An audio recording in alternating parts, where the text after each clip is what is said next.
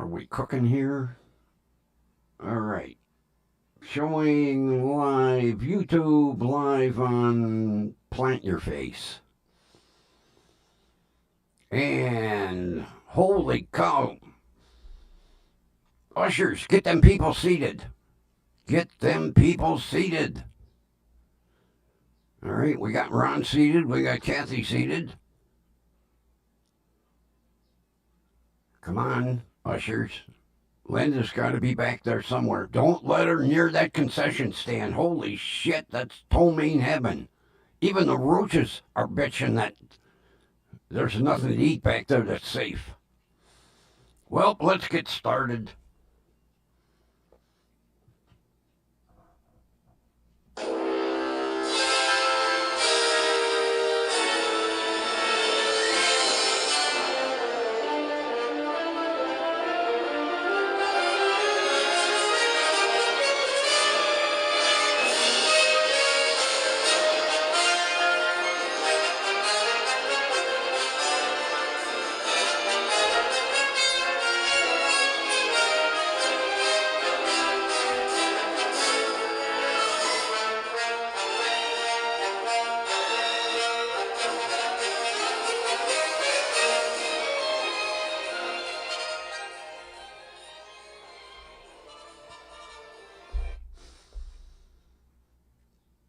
With great anticipation from the basement storeroom of station WDWL TV, we bring you the pride of the station. Oh, me, that grumpy old man. And as you can see, asshole's still on strike. Which is great. I don't have to pay him. He don't have to take the stupid bow. So, Linda's here. Okay. How is everyone doing?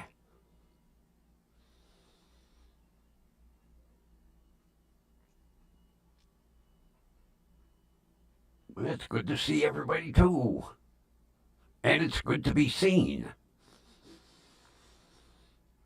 10 o'clock tonight.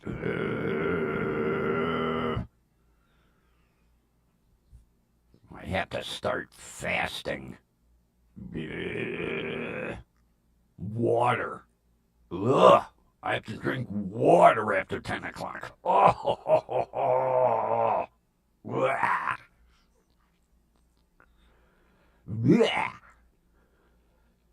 111. Oh, you and your triple digits out there.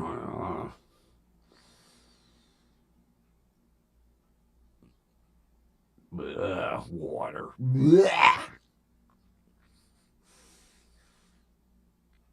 Since I have to drink water,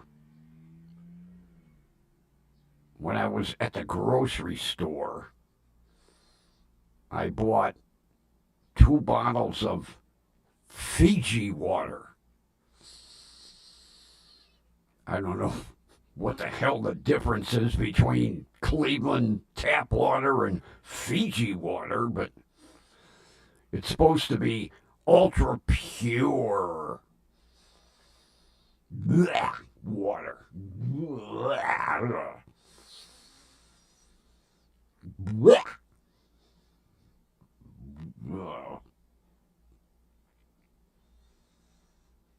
And then, no coffee in the morning. Have to take my pills with water.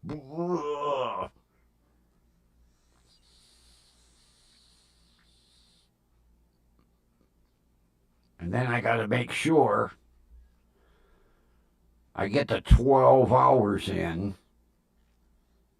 So I won't go up to see Vampire until after 12. And then tomorrow I'll catch all kinds of shit. Oh, your cholesterol's off the map. Oh, you'll have to quit eating your favorite foods like food. Eat cardboard with water. Oh, I can hear my primary care already. No more chip dip.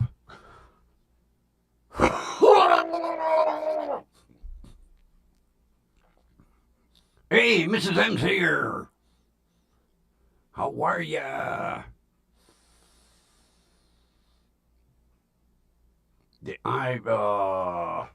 Wednesday, I am gonna get yelled at so bad.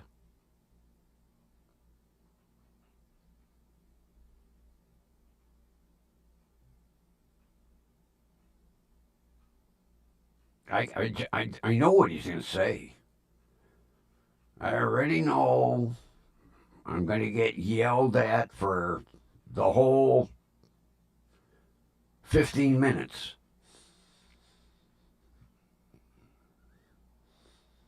Or is it 12? Every doctor's got a different time. My pain management doctor, 12 minutes. I think my primary care, 15.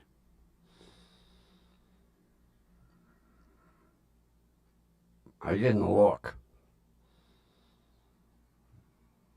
I hope it's not 20. I can't take getting yelled at for 20 minutes.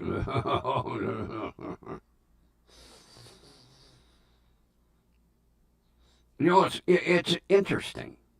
Like my pain management doctor has to see a patient every 12 minutes. I think my primary every 15. My oncologist 30. And my shrink an hour.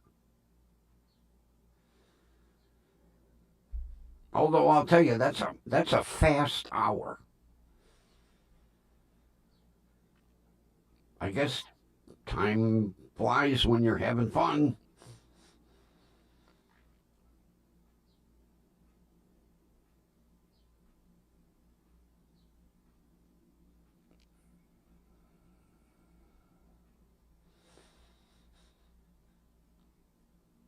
Well, Linda, thank God I only have to do this twice a year. This fasting blood test bullshit. And then, it's interesting because for this test, it's a fasting test. When I have to go for my oncology doctor, it's not a fasting. I can never figure out why one is one and one is the other.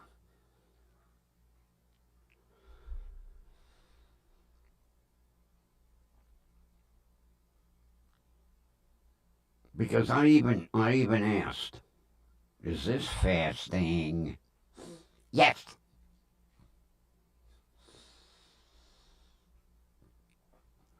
Nothing but water for 12 hours.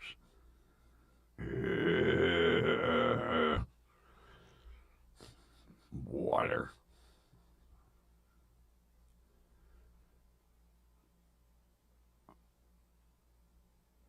I would say a joke my friend used to say, but it's a tad offensive. About water.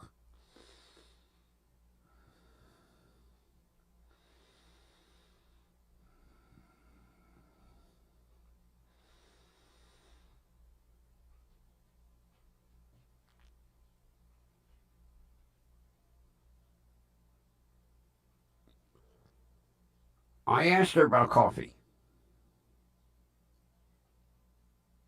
I can take my pills with coffee. Strictly black. Nothing in it. No creamer, no sugar, no half and half. No.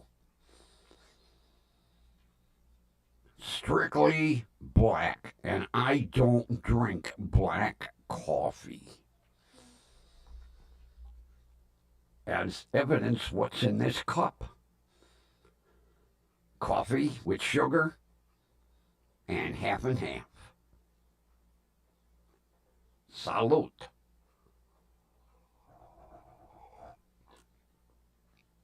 Or as my buddy used to say, nice driving you.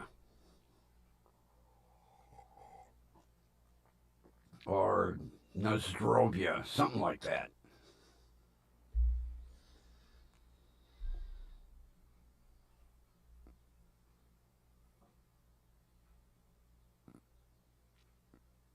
Or like my next door neighbors, I always hear this, pour some more.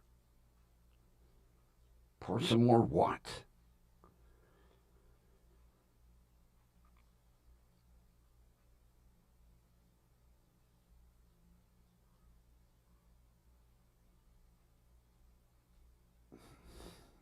Oh, Ron wants to hear the water joke. It's offensive, Ron. Did you take your pill on time?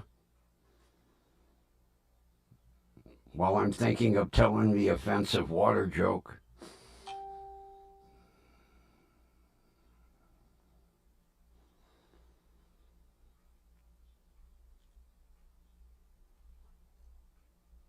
We have to make sure Ron takes his medication on time.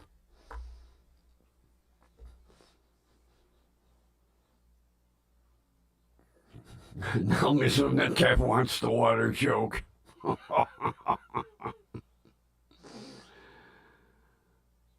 and my buddy actually said this to his physician. I couldn't believe it, The doctor told him, for fasting blood test. For 12 hours, you have to drink water. And he said to his physician, water? I don't drink water. Fish fucking that. Okay, you wanted to hear it.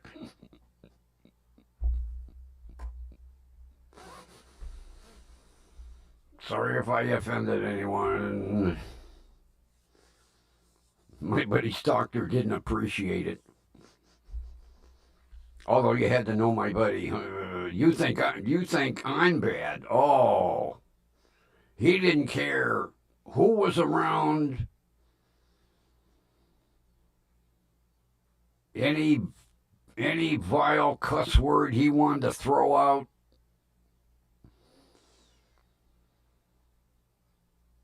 And he called you had to know him.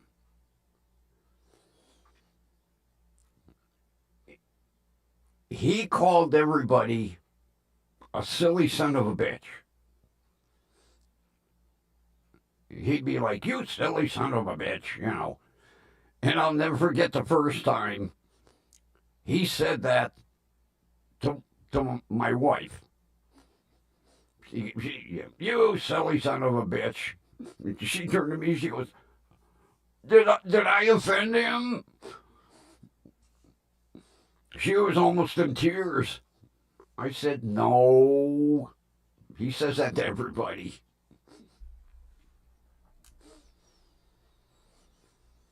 Talk about...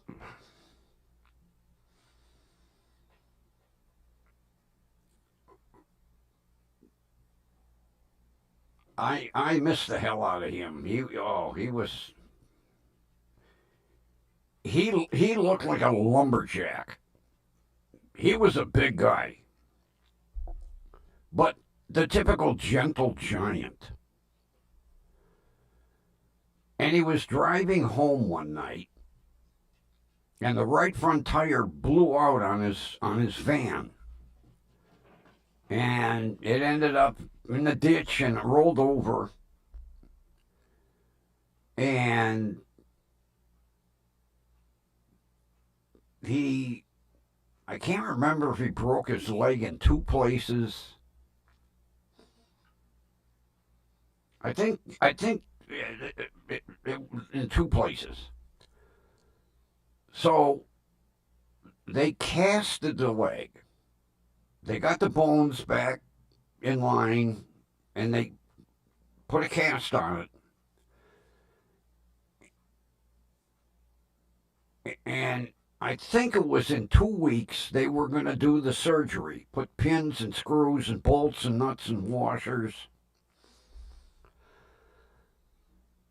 2 days before the scheduled surgery,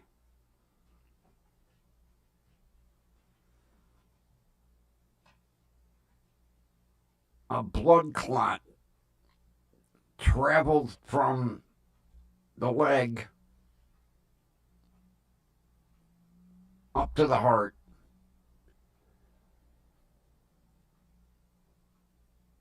And that was it.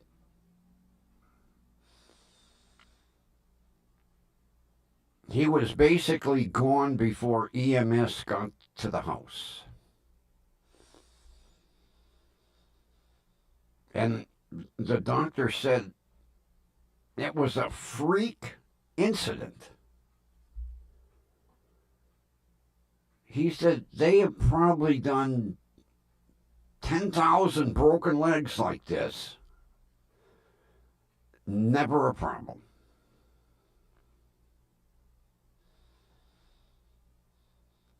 And he was the kind of guy, he not only would have given you the shirt off his back, he'd have given you his pants, socks, shoes, underwear. He didn't. And he was the type of person, he did for everyone and never wanted anyone to do back. He just lived life enjoying helping people.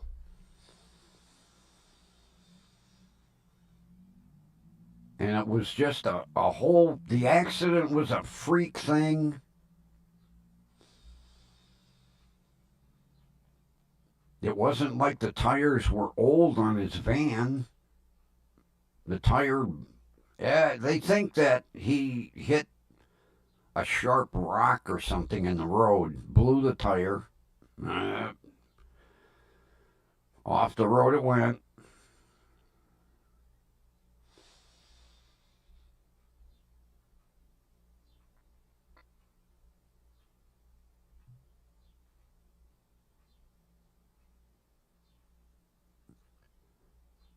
He was sitting in his recliner watching TV. And of course he had the leg up, And evidently he felt it coming on. And his son he was divorced, and his son had been putting groceries away. And he yelled, and the paramedic said basically by the time his son got from the kitchen to the living room, he was gone. There was nothing anybody could do.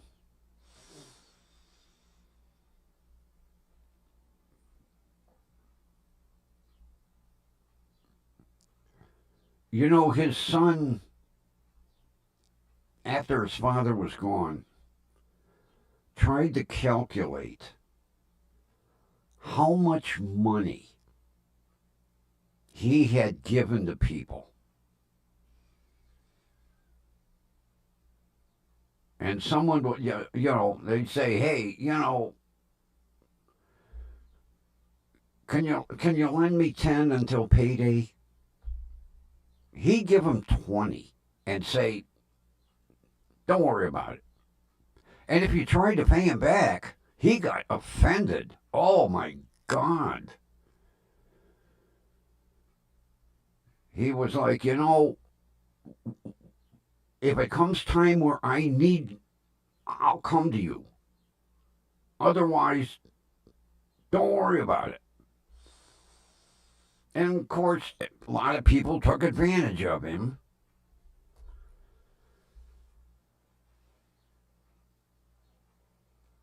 Although,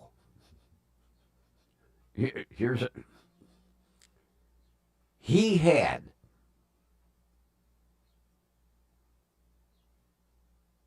an accidental death insurance policy, double indemnity.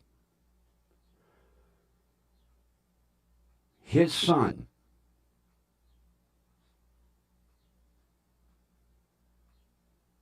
got a check for $800,000. Okay?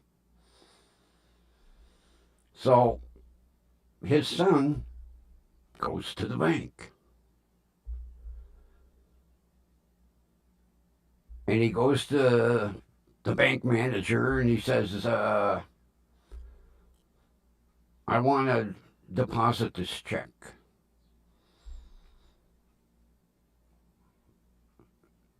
And the bank manager was like, "Oh, okay, done.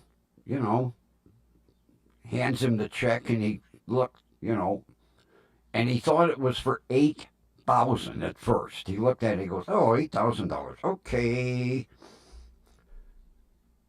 And Don says,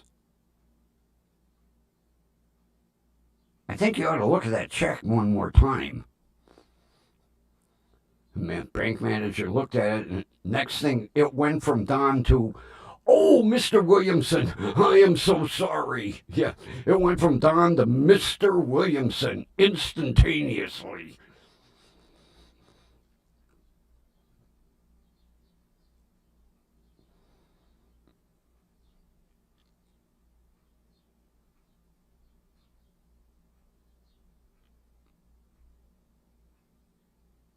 I remember that movie. Yeah. Oh my God. Yeah. Double Indemnity. Barbara Stanwyck.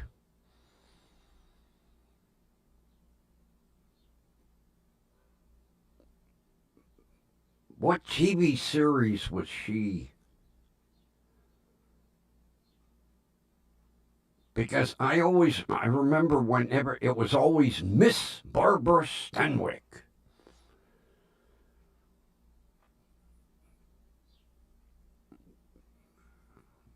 She was on some Western. Jenny's here. How are you? There, Big Valley. That's right. Yeah. Big Valley. And they always introduced her last. And Miss Barbara Stanwyck.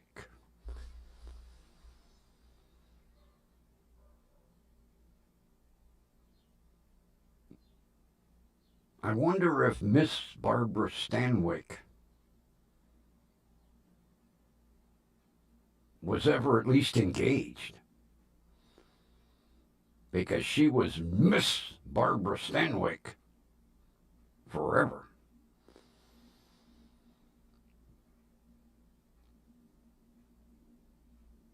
Yeah, Big Valley. There were some big stars on that show. Big Valley was kind of the front runner to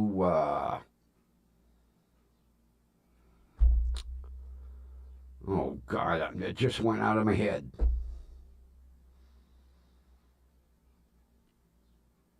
Okay, Ron, save me. JR.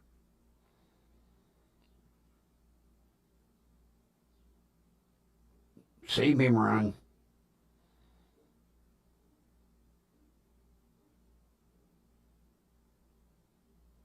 Oh, Jenny. Oh, I don't want to hear that.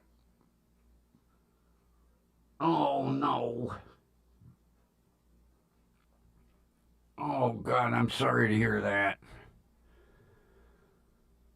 Give Mom my condolences. Oh, jeez. Dallas, yeah. Big Valley was kind of, or I should say, Dallas was like the remake of Big Valley in modern times.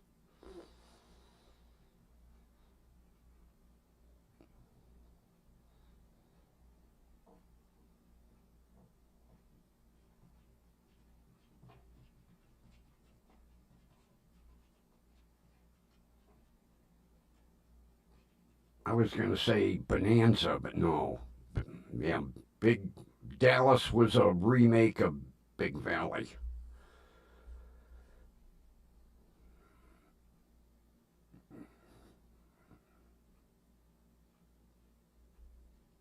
I always remember Bonanza. They would show the map, the Ponderosa. Looked like it was about a godzillion acres. Although they had the Ponderosa.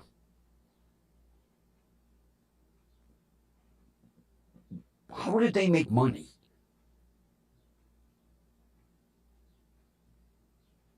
You never saw them working.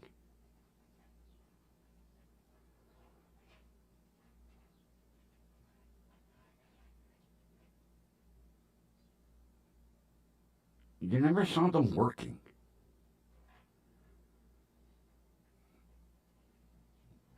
Except, what's his name? The one son, he was a lawyer.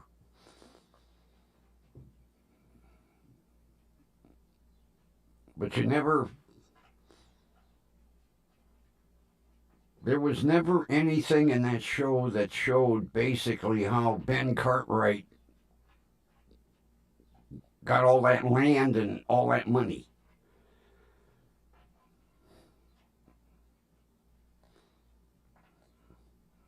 Oh, they had cattle? Oh, okay. I don't ever remember that. Jared, yes. Okay. Jared the lawyer. He was the one with the clean hands. Well, so was Ben.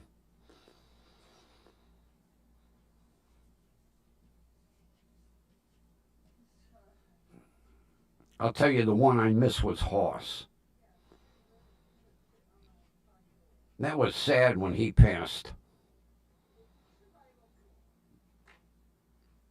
Dan Blocker. That's I just.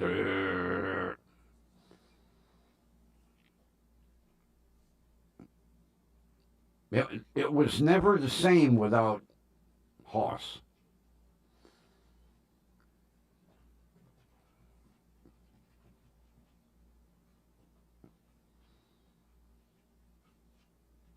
I was thinking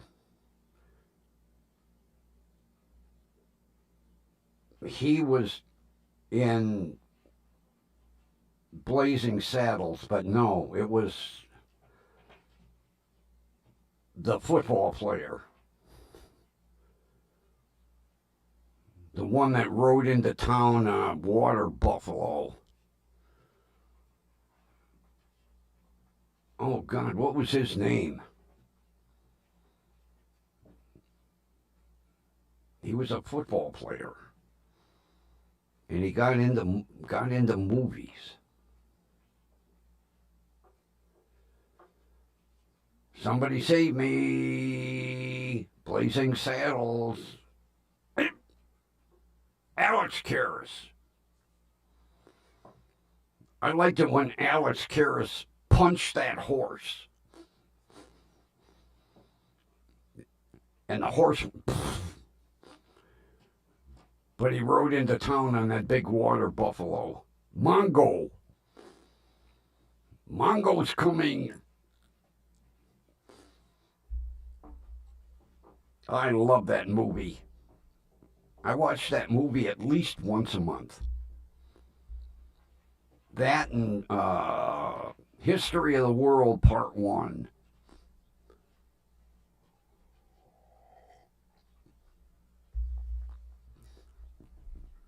I like when B. Arthur says, "Oh, a bullshit artist."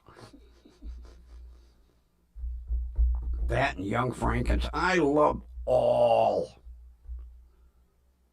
of those movies.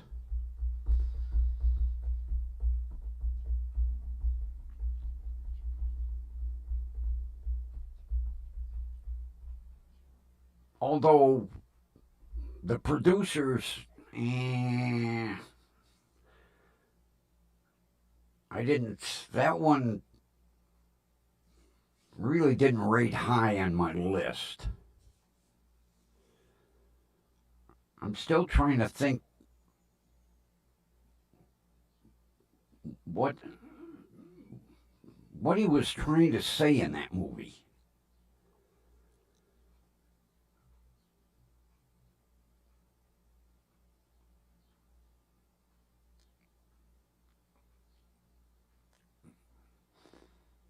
Oh, Cleavon Little, he played a good part. Oh, I like when he's up on the podium there, or the grandstand. Let me whip this out. Everybody's like, and he pulls out a. Well, yeah, but the whole movie just. I don't know what Mel Brooks was trying to say in that movie. Now, a lot of people like it.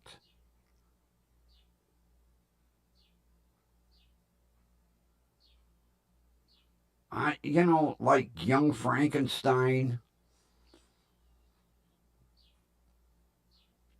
when,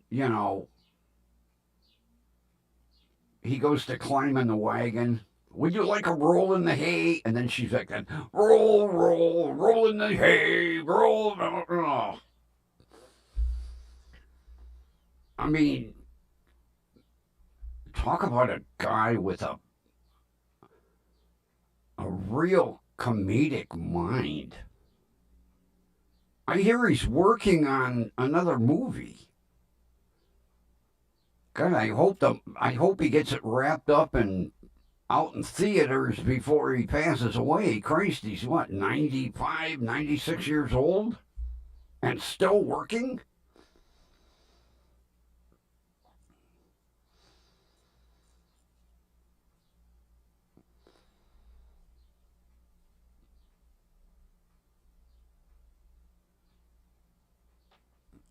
I read his autobiography.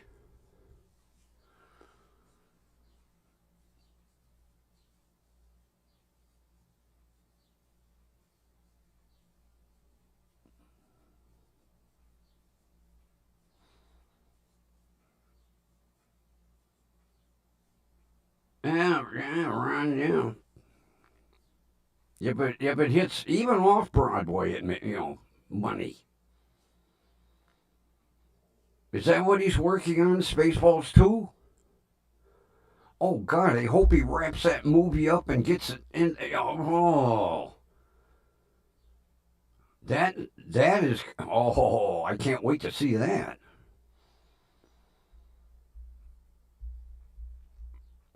Yeah, but is he gonna live till 2027? Hey, 4207, how you doing? God, I hope so. I would love to see him at the premiere.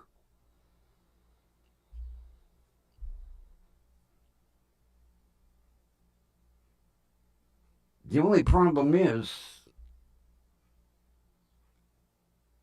not all the stars that were in Spaceball 1 are still around.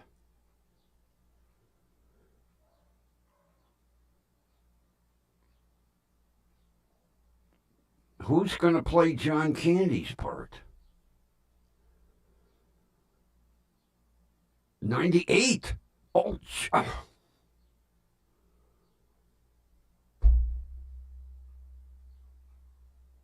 well, I hope he lives to do the premiere of the movie.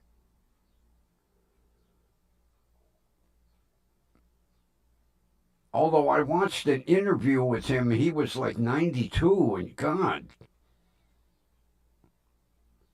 nothing seemed to stop that guy.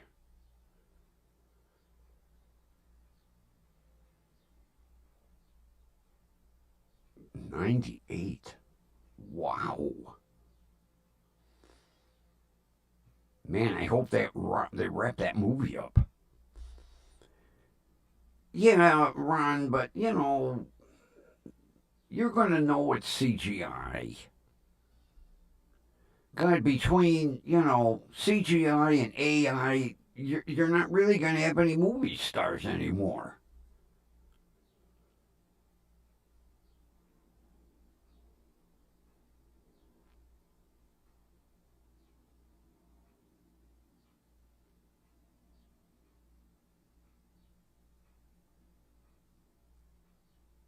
Yeah, I read an article recently where they said basically they'll pick the stars of the movie. The stars will go through some motions and read parts of a script, and then it'll be CGI and AI, and the stars won't have to do nothing but sit there and take credit for the fucking movie. God, bring back the old days of Hollywood.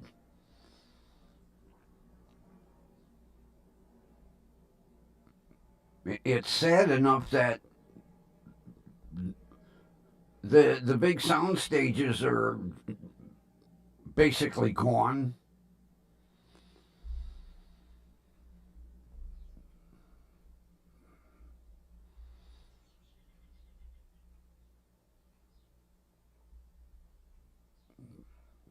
Bring back the days of Betty Davis and Joan Crawford.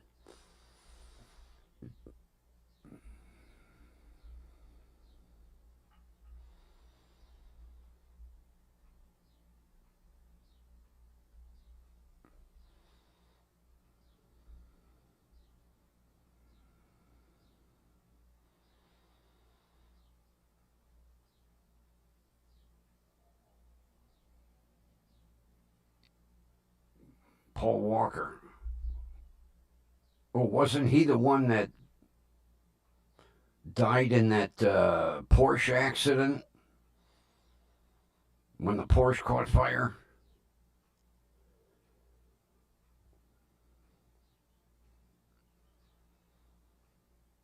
When are people going to learn? You can't accelerate on cold tires. God, every goddamn accident you see with a high performance car with cold tires. You gotta warm them goddamn tires up.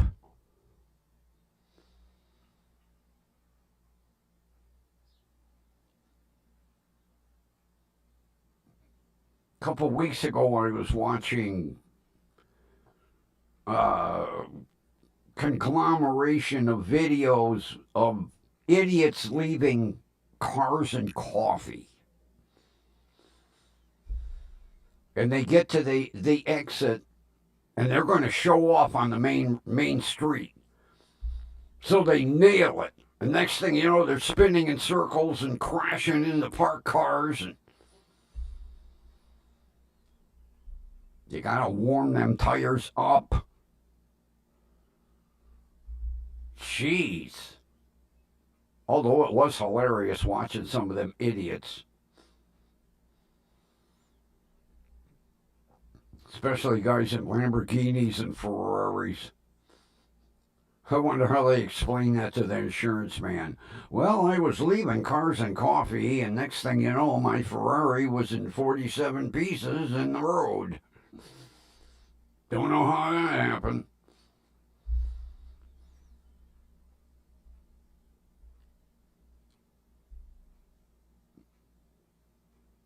You gotta warm up the tires so they have some grip. Then you can show off. Idiots.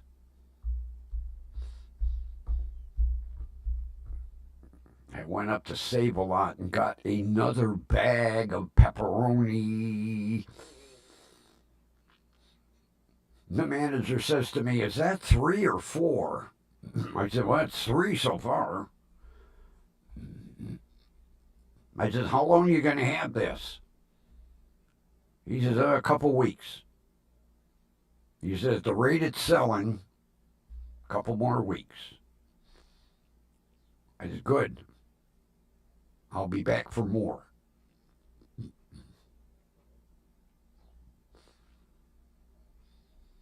And then it'll be no more.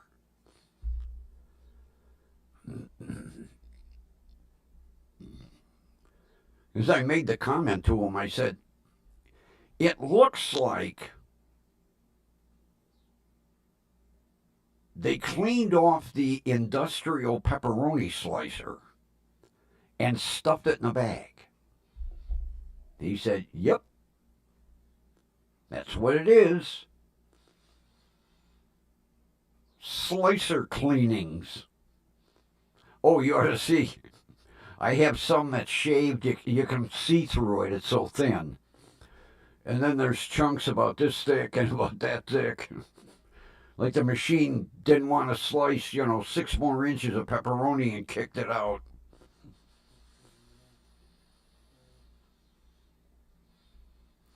Yeah, on cold tires. I mean, that didn't help the speed, but it was also cold tires. There'd have been possibility if those tires would have had a little stick to them,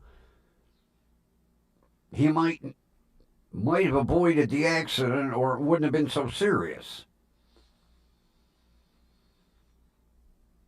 Not to mention he destroyed a ultra expensive Ferrari.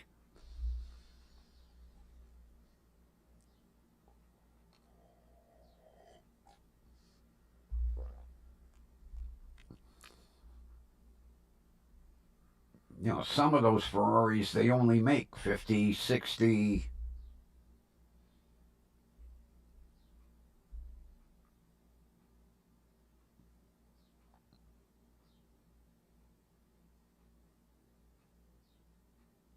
And the interesting thing,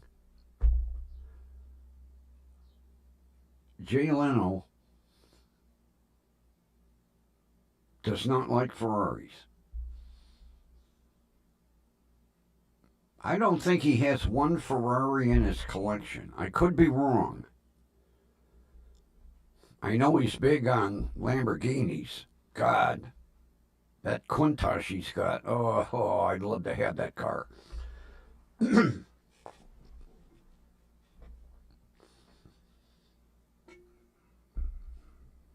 He's got a couple of Countaches.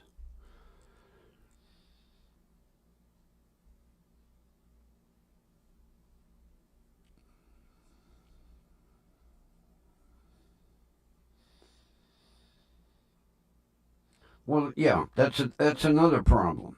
The guy that was driving it really didn't know what that car was capable of. And he was showing off. Look at me.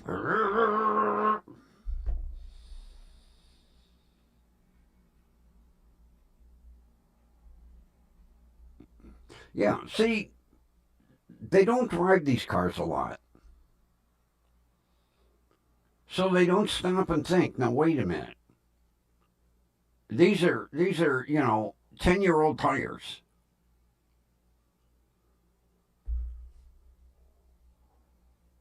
God, how many times has Jay Leno said that? On my older cars, he said I spend more money buying tires for vehicles I hardly drive. But if I want to drive it home, I know it's safe.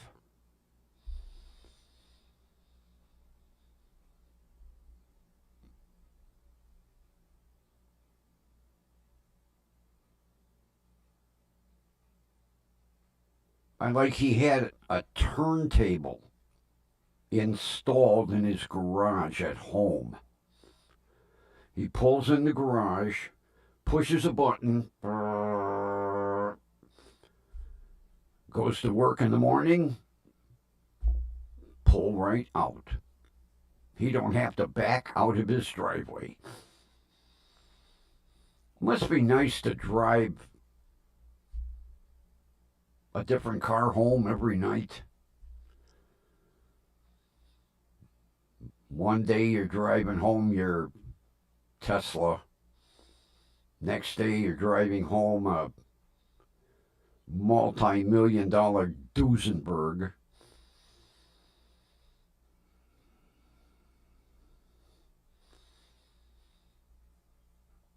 All right, Ron. Make sure you put on your do dishes gloves. We don't want you to have dishpan hands.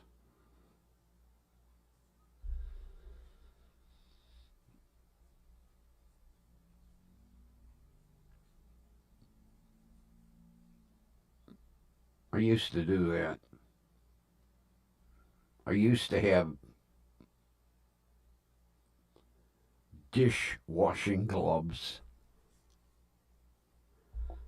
Now it's screw it. I'm only washing, one plate, one bowl, one cup, one spoon, one fork, one knife.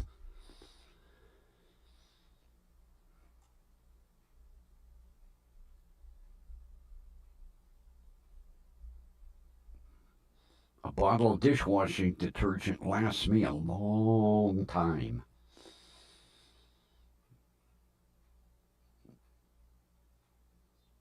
One bowl, one plate.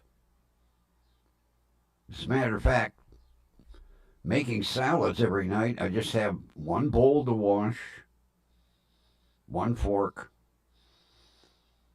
the cutting board, the knife I use to my avocado slicer. Oh, I'll tell you what, for $1.25, that was the neatest thing that I bought at Dollar Tree. An avocado slicer. On one end, it's got a gizmo to pop out the seed, and then the other end has got slicing blades, and you just, and you have perfect slices.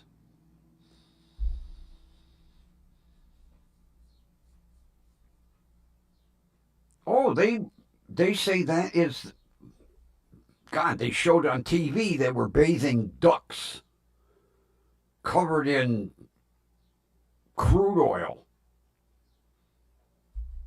That was one of the best advertisements for Dawn dishwashing liquid. Safe on anything. Ducks, geese, cats, dogs,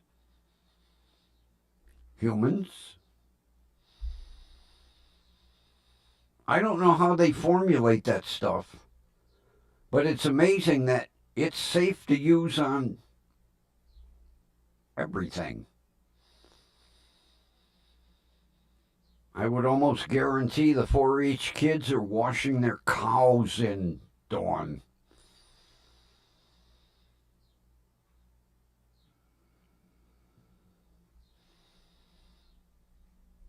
Is it really? I didn't know that.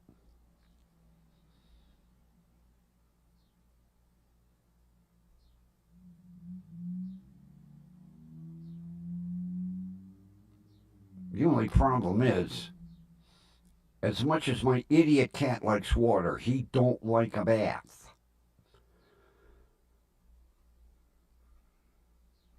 And when flea season gets nasty around here, I can't avoid them getting fleas because I bring the goddamn things in on my clothes.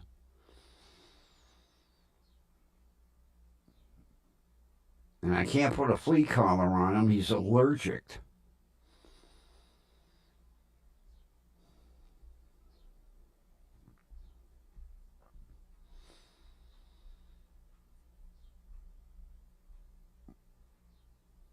I would have to have him sedated in order to give him a bath.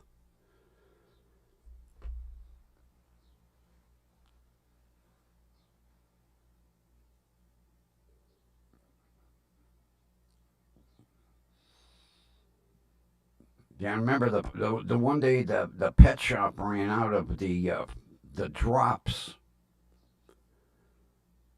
that I can't remember what the hell the name of the goddamn flea drops were.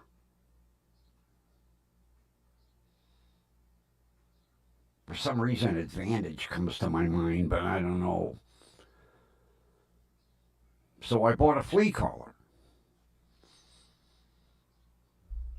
I put the flea collar on him, and next thing you know, he was having seizures. And not me, I didn't register the flea collar. So then I have to go to the all-night emergency veterinary clinic, which is 3 times the price of a normal vet, for the vet to rip the flea collar off and go, there's your problem. You'll be all right. We gave him a shot of something. I don't know what the hell it was. And hold on, the asshole's fucking with the goddamn cupboard doors again. God damn it.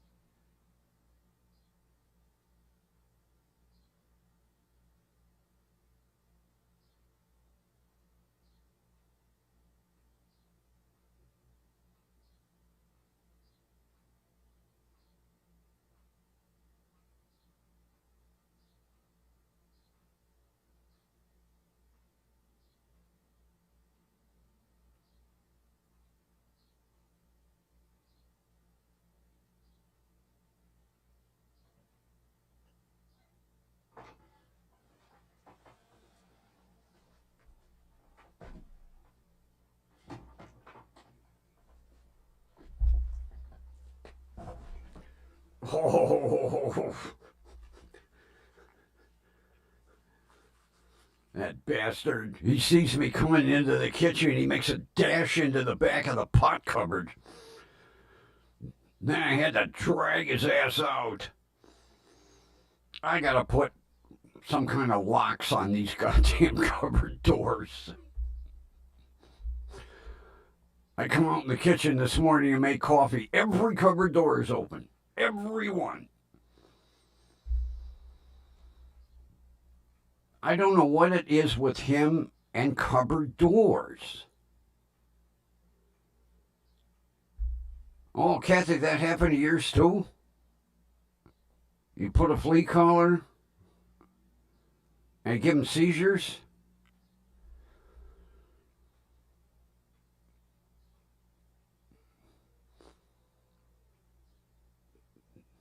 I'm trying to think the name of the drops. Advantage? Advantix?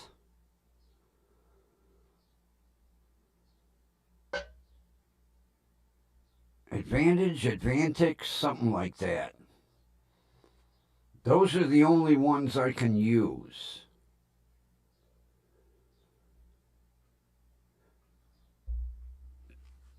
You know, I never associated the flea collar with him having a seizure. First of all, he'd never had a seizure. I put the flea collar on, and about 2 hours later, he's in the kitchen going berserk. And I just scooped him up and went right to the vet clinic. And they took him in the back And the vet come out holding the flea collar, and she goes, "Here's your problem." And then she told me, these goddamn flea collars from China have about 300% the flea killing chemicals in them. And she goes, "That's why your cat had a seizure. It was fucking overdosing."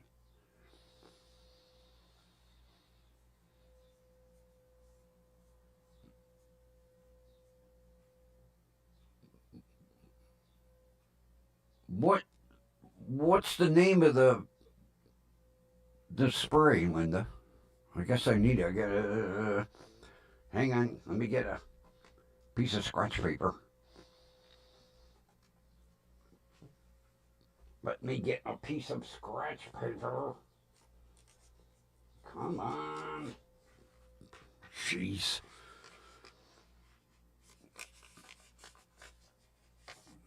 Okay, I have scratch paper and pen in hand.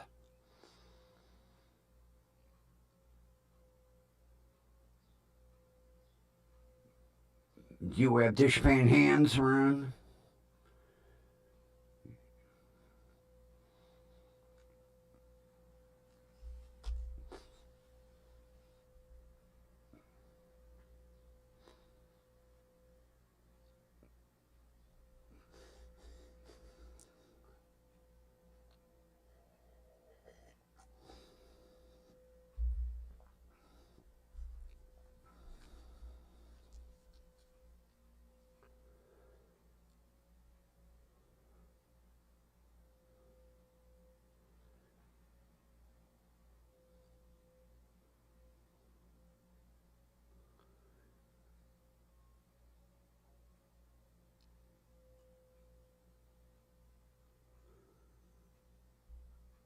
My vet told me no more flea collars.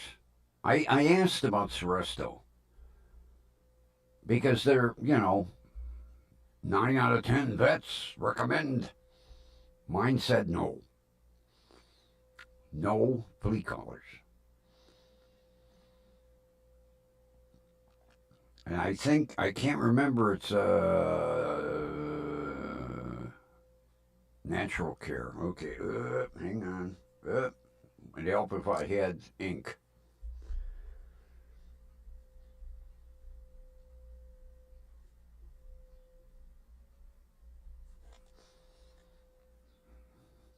Can I get that off of eBay?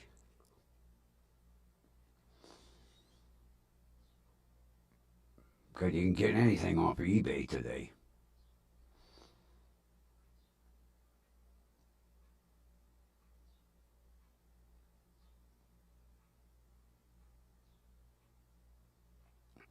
Oh, I found out something to talk about eBay.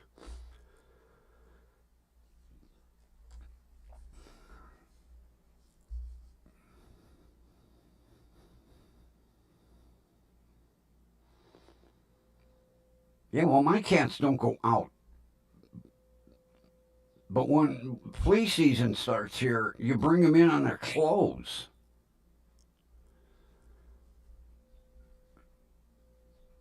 Or Adams. Okay, or Adams.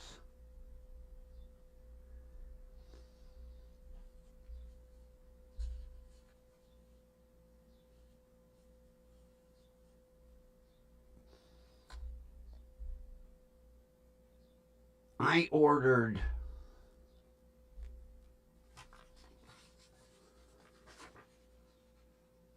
OxyClean carpet rug cleaner pet stain odor remover.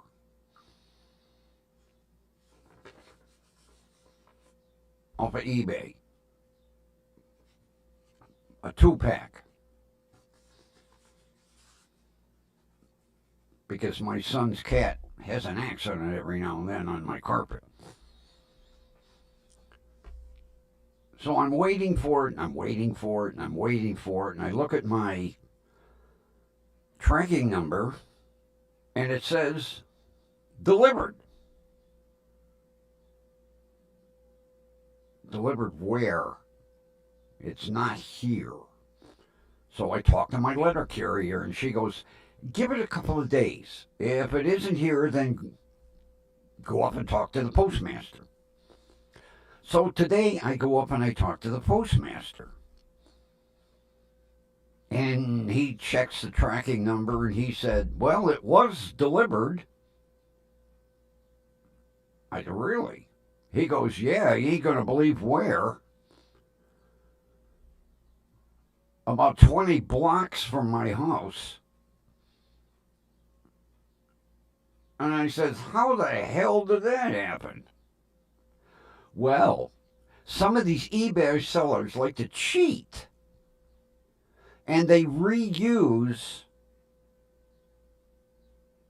shipping labels. They reprint. So instead of printing one, they print two. So they get, free postage. Well,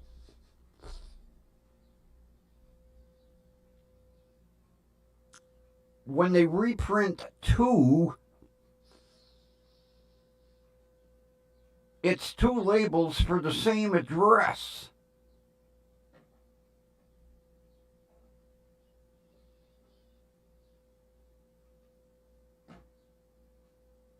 So this person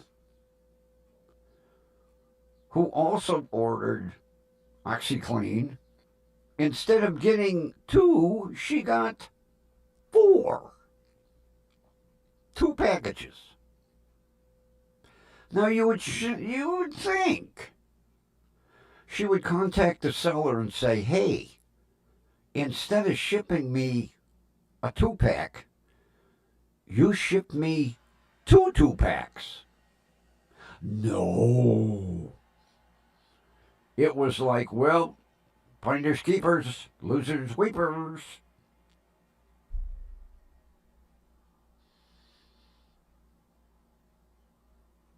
So now, when I got home, I emailed the seller and I said, hey,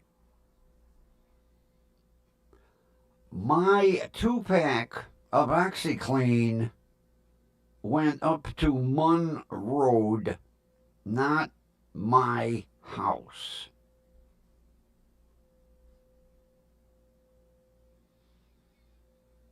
And I put in there, according to the postmaster,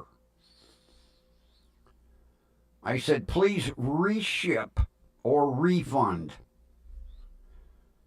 And I would like a response in 24 hours or less, or I will be filing a dispute with PayPal. So we'll see if I get an email in the morning.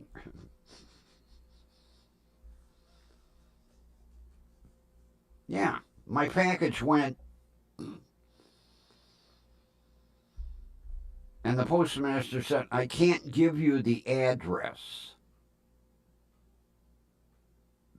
Because I'd have driven over and say, hey, you got my OxyClean, can I have it, lady?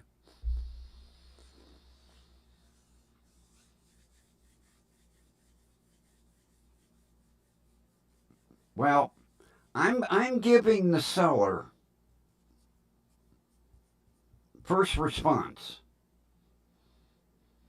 And if I don't like what I hear, I will be contacting everyone.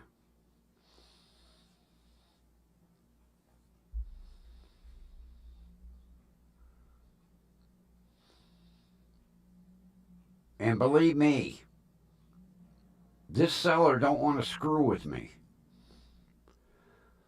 Because I have won every dispute I have ever filed.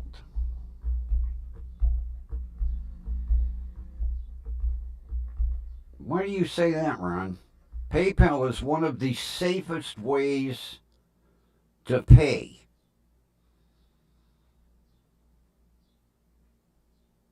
It's been that way since its inception. Everybody says,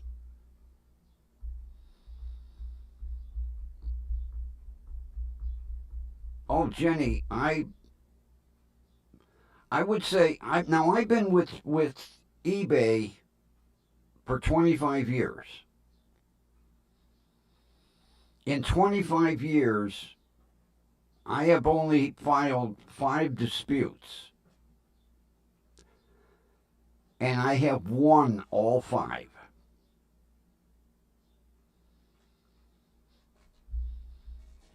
So if the seller doesn't either ship me new product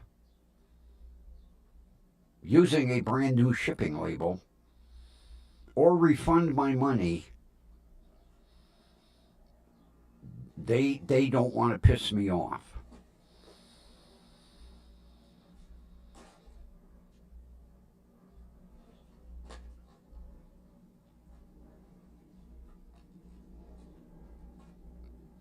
Yeah, I bet you took pictures of that photo album too. That Elvis album, I mean. The guy bought out from underneath me. I couldn't believe that. I no sooner go to buy it and Jenny goes, oh, sorry, sold.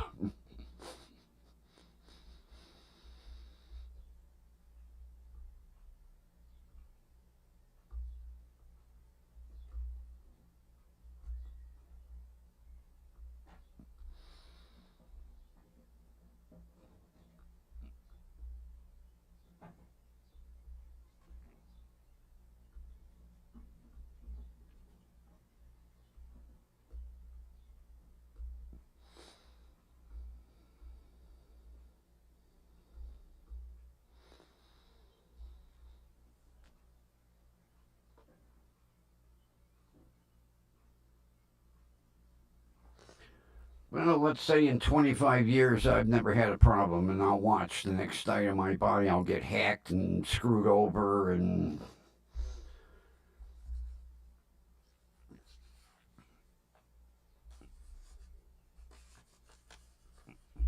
let me put this flea stuff in a safe place, otherwise I'll be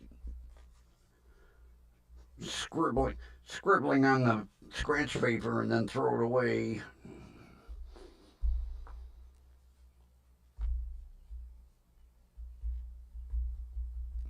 Well, Jenny, you're probably one in 100,000 that goes to that extent, but that's good to cover your ass. And that way, if somebody comes back at you and goes, "Oh, this item is broken," and you say, "Well, it's wrapped in 400 feet of bubble wrap," kind of hard unless somebody drove over the box with a truck.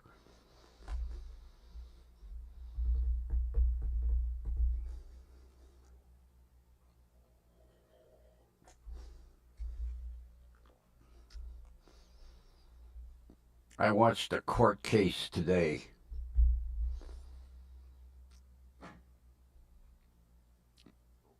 Woman filed for unemployment.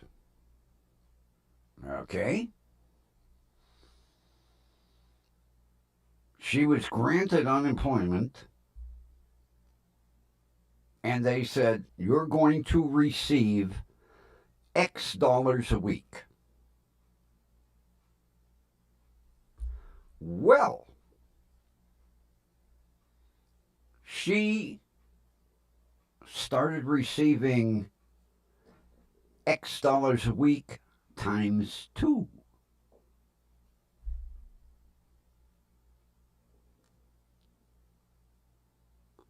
Instead of reporting it, she thinks, "Oh, unemployment made an error. This is what I'm supposed to be receiving." Now, let's say you get $200 a week. If you get 2 deposits for $200, Wouldn't you question it?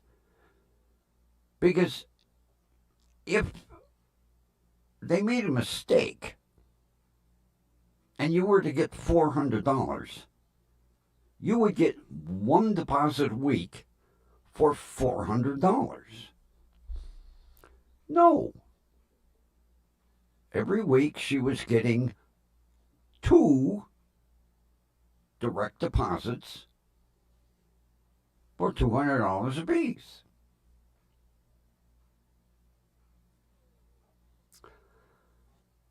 I'm just throwing out numbers.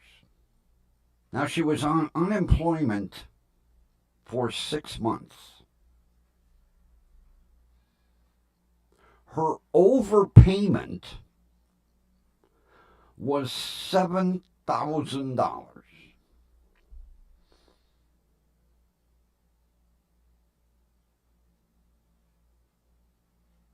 And when unemployment, unfortunately, realized the mistake, they said, you owe us $7,000. Hey, peace, how you doing? So she's in court disputing the $7,000 overpayment.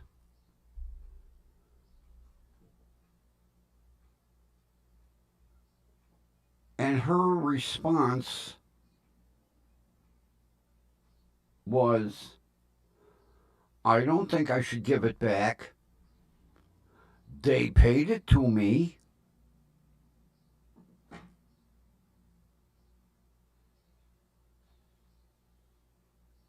If you were supposed to get 200 and you got 4,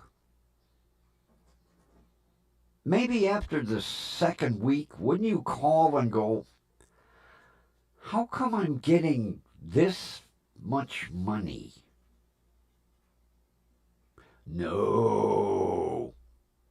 We just played dumb until it got to $7,000, and when they decided to say, that was an overpayment, you owe us the money, she was like, I don't think so. You sent it to me. Yeah, on a straight face. I don't think I owe it back. They sent it to me. And the judge said, did you spend it? Yes.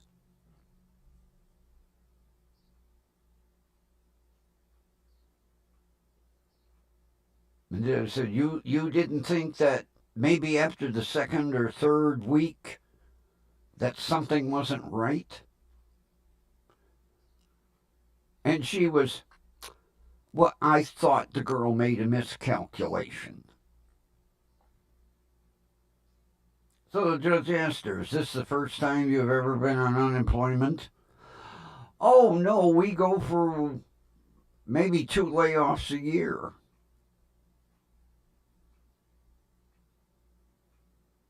So you knew what you were supposed to be getting. Well, yeah.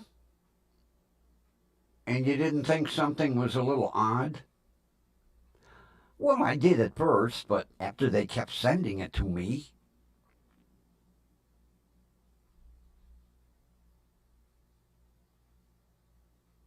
So now she has to pay it back, yes, Ron, with interest. And they cut off her unemployment.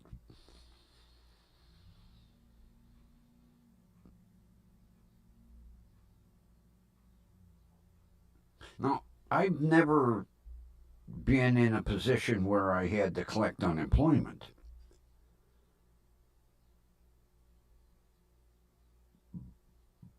But I know if well, now you do it all online. Back in the day, you had to go down to the unemployment office. If the girl would have given me a form that said, you're going to get $300 a week, And after the second week, I got 6 and 6.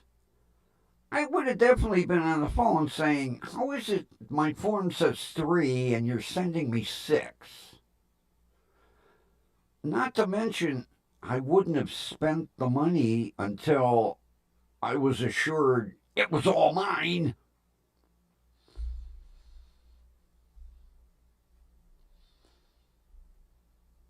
No, this woman, they sent it to me.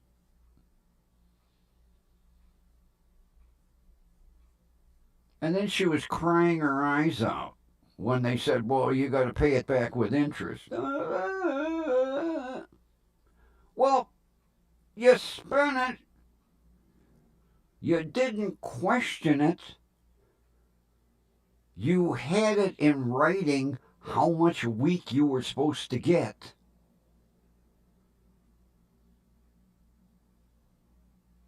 Now, unemployment does make errors, but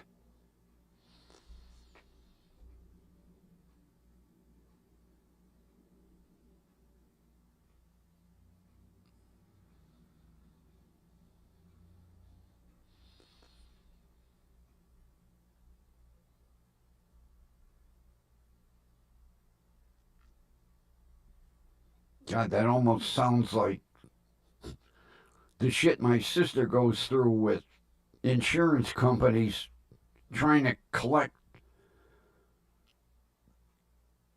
claims for her patients.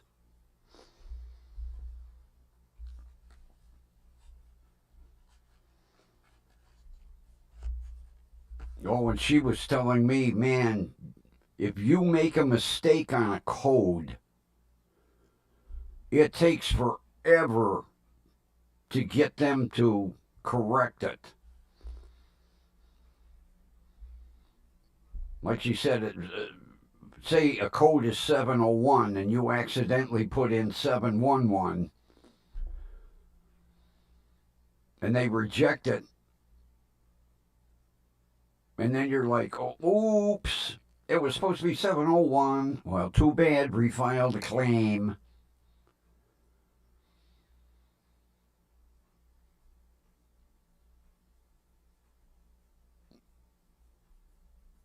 She is constantly fighting with insurance companies. We're not paying that. We're not paying this. We're not paying that.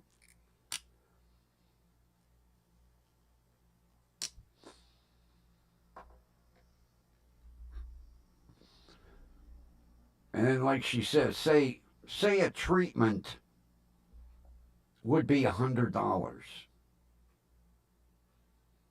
The insurance companies send like 60.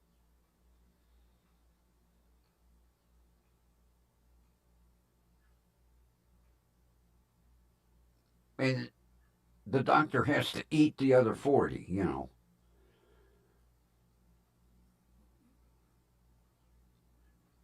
So I said to her, I said, all right, if you know they're going to screw you, why don't you charge 120, say 125 for that treatment? Well, then the insurance company will tell the insured, go to another doctor because this one's too expensive.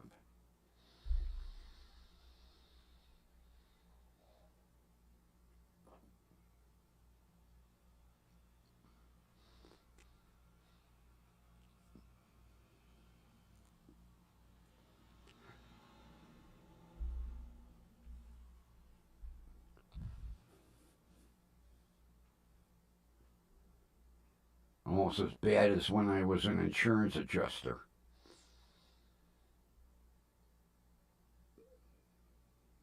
Say a claim would be $5,000. And their deductible would be 500, just for figures. So I would give them a check for $4,500. And people would argue, now wait a minute, the estimate says 5,000. How come you're giving me 4,500? You have a deductible. That's what you chose.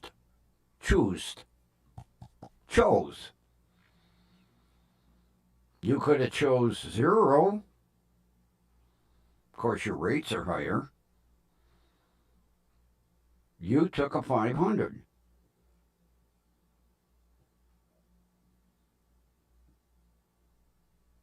And it didn't register.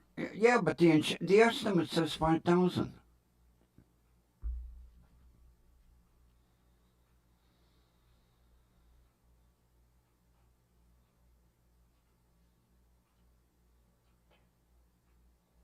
And then they would go to the body shop that wrote the $5,000 estimate and say, the claim was approved. I'll be getting the check any day. Fix my car. Well, if a body shop manager didn't have brains, he would fix the car for $5,000. Then the insured would come in with a $4,500 check and then not want to pay the $500. And then the body shop would call me. You wrote an estimate for $5,000. How come you only wrote a $4,500 check? Because the insured has a $500 deductible. You collect that from him. And God forbid you didn't release the car yet.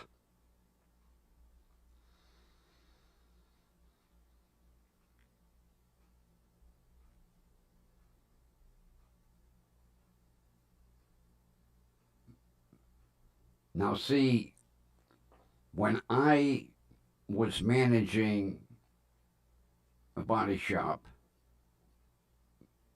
for a dealer, I took my estimate forms and had them reprinted with big letters. Send check to body shop along with estimate.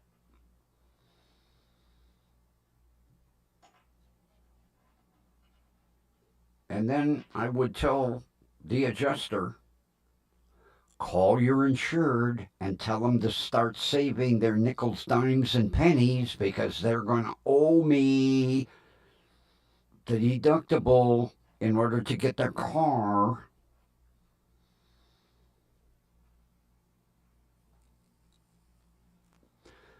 The people I would hate that would come in and try to weasel, can't you fix it for $4,500? No. I'm barely making a profit at $5,000. No, I can't save you your deductible. You chose it. You want me to fix your car.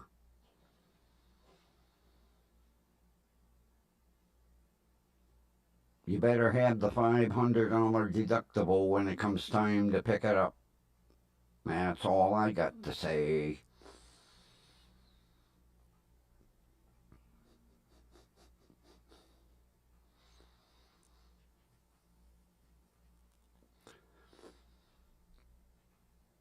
The people I really hated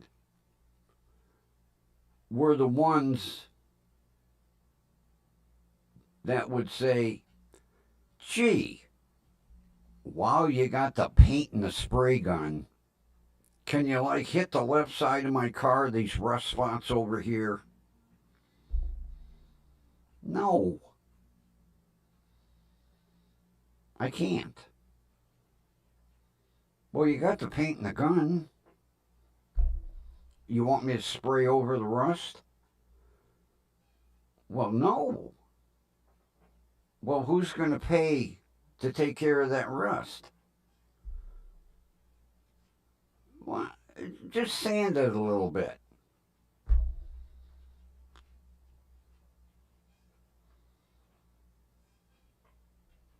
Just sand it a little bit. Put a little paint on it. When that side of your car looks like shit, you going to be happy? Well, no.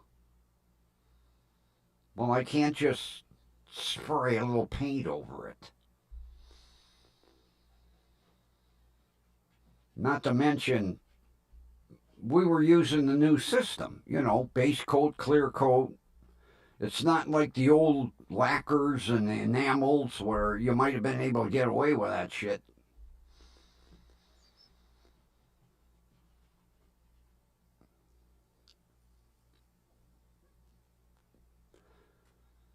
I hated that new system. First of all, I couldn't spray it for shit. Not that I was painting cars anymore, but now give me some old acrylic enamel. Oh, I could lay it out like glass. Base coat, clear coat, not grumpy.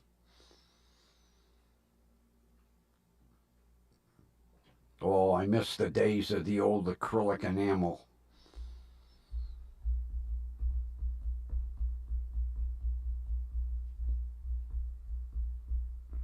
I painted a couple of my cars after hours in the shop.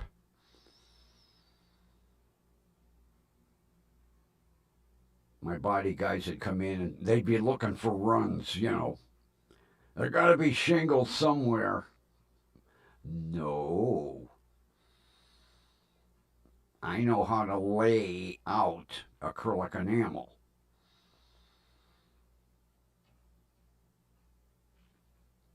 God, the day they banned lacquer, oh, I used to love spraying lacquer. For two reasons. It was easy to spray, and boy, the buzz you got off of lacquer. Oh. Although the headache you got a couple days later.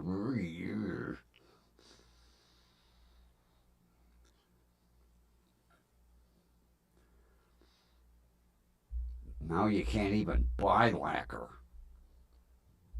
or acrylic enamel.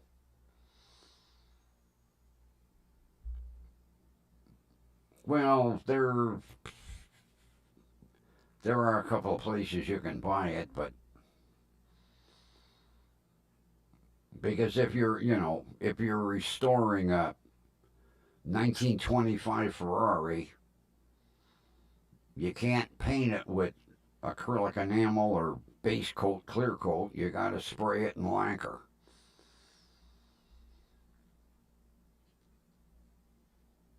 Except California. Ooh. California's got the strictest goddamn body shop laws on earth.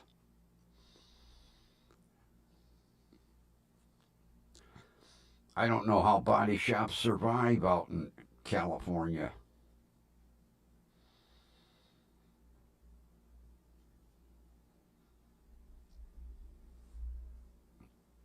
Oh, yeah. Lacquer was wonderful on wood. Oh, God, yeah. Any natural wood cabinets, everybody lacquered them.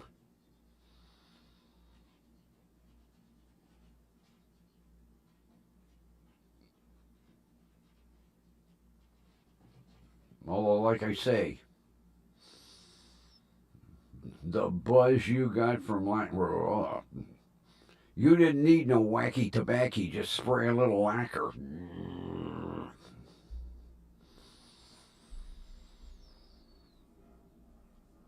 Especially if you weren't spraying in a booth that had an evac system. I used to shoot in my garage at home. Pull the doors down. I'd be lucky I could pull the door back up when I got done painting. My garage looked like that van on what the hell was that movie? Breakfast Club.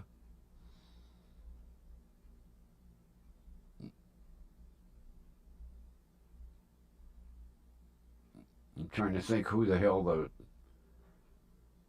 star was that was the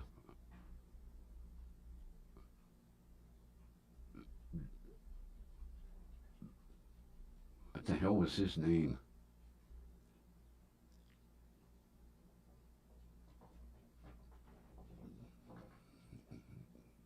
He was the stoner of the movie.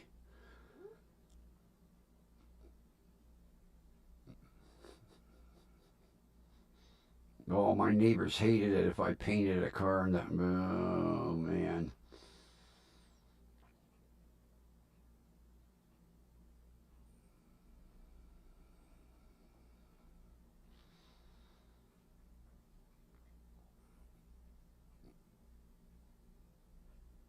Oh, and the paint booths today. Holy shit.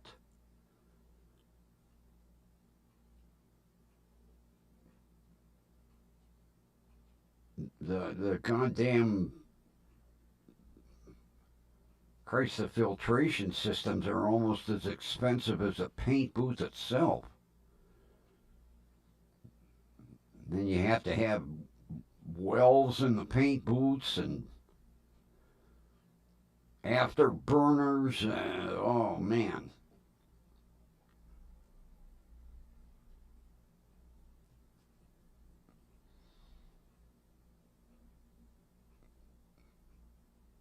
Because the air coming out of that paint booth has to be as clean as it went in.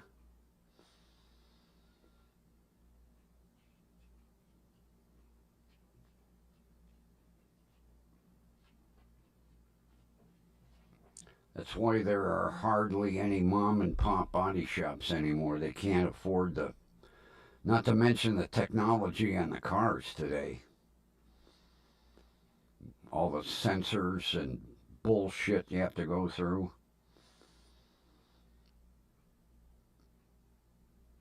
I wouldn't want to be in the body business today. It was fun when I was.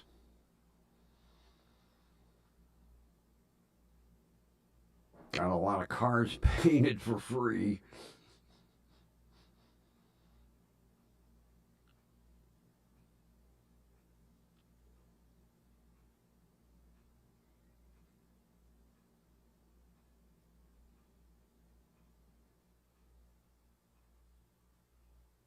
Not to mention all the perks. Boy, the stuff you would get for free.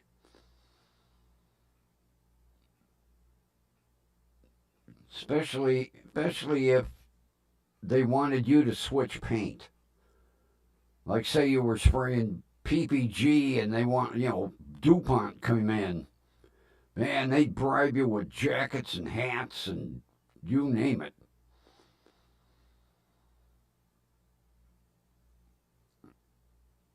What movie am I thinking of then?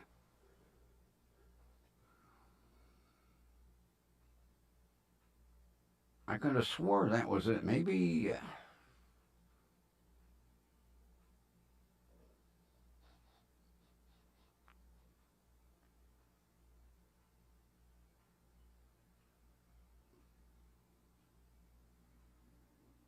I didn't think it was Judd Nelson. I thought it was somebody else.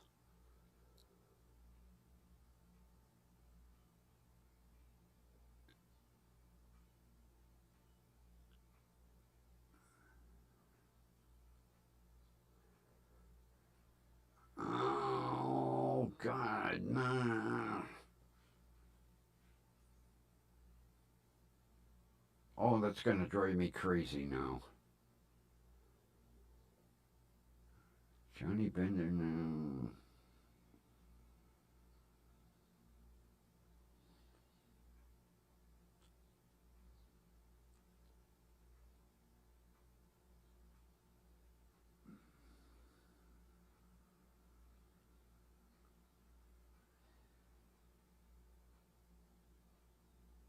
Oh, that's going to drive me insane. I might have a couple of movies confused.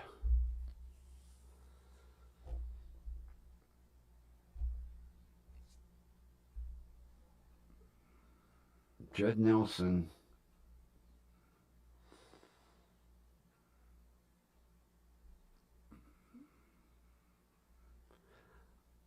I'll go with it, but I thought it was somebody else.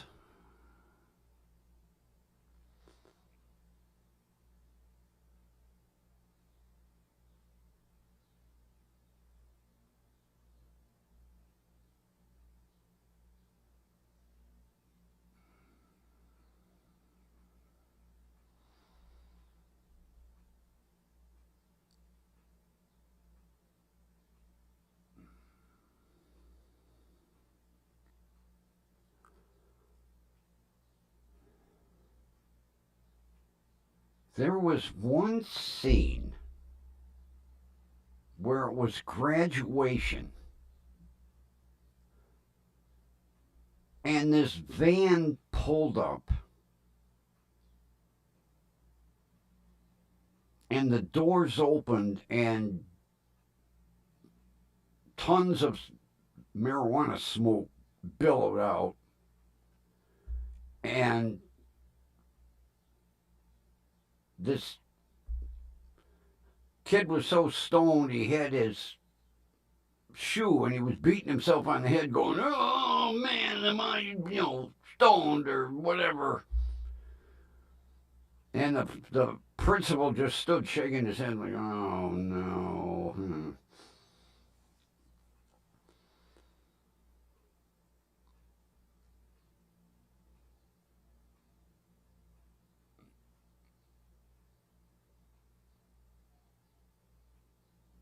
I'm trying to picture.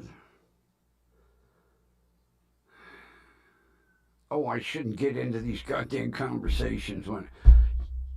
Yes! Sean Penn! Yes, yes, yes, yes! That's who I'm talking about! Yes! Remember when the doors opened on the van and it was just big clouds of smoke? Yes. I could picture him in my head. I could see him in my head, but I couldn't put a name with it. Sean Penn. Yes, yes, yes, yes, yes. You guys always save me.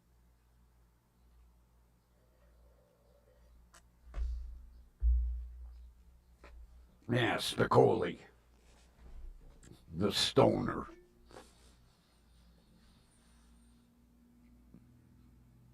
You guys are good. Man, you save me every time. Because that would have driven me insane.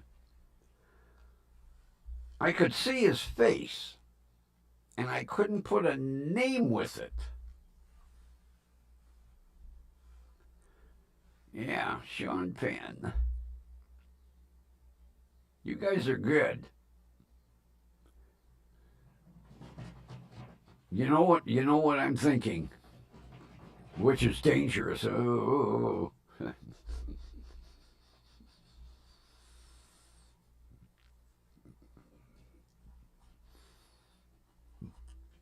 Gee, I just got to thinking, with all the shit I put on my salad, I wonder if that's going to, even though I'm going to be fasting, I wonder if that's going to really fuck up my blood test tomorrow. And I'm not making just salad. I'm putting in pepperoni and ham and cheese and hard-boiled eggs. Gee,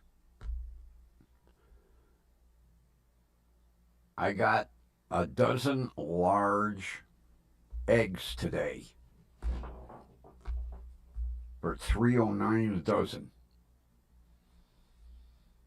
The last time I saw egg prices, it was like $5.09 a dozen.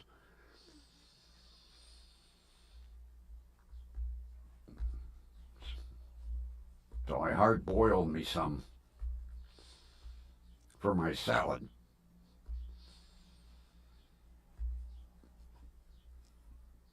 Oh, yeah. Matter of fact, I got two really nice avocados today, too. My salad's going to have, well, it's Italian salad, so it's a mix of lettuces and pepperoni, cubed ham, avocado, hard-boiled egg, two different kinds of cheese,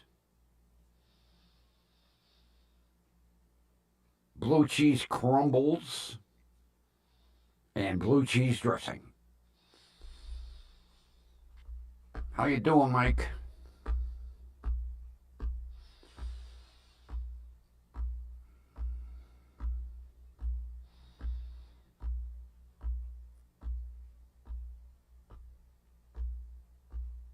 How was your salad, Linda?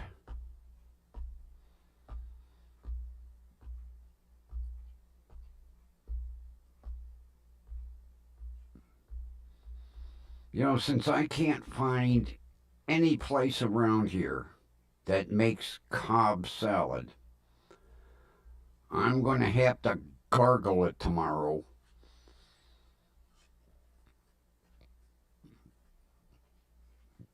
To find out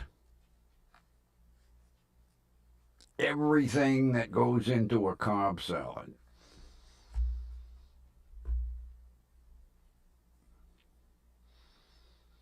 Because I'll tell you, we used to have a pizza shop. Oh, they made the best Cobb salad on earth. And then they went out of business.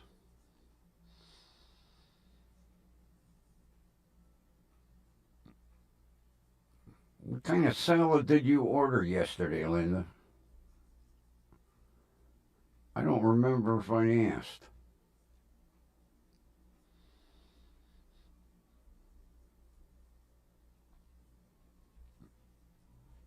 Yeah, another salad that I like is a Caesar salad. Made from scratch.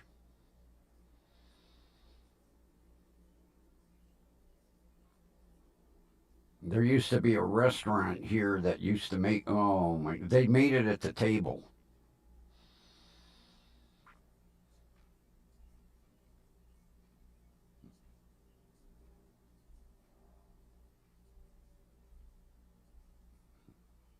You would order a Caesar salad, and they'd wheel the cart right out next to it. They'd make it right in front of you.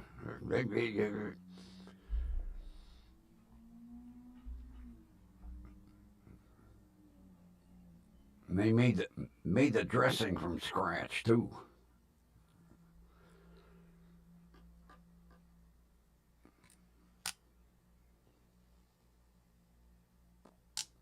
As I remember the guy coming out with a can of anchovies, taking the little fish out of the can and mixing them up in the dressing.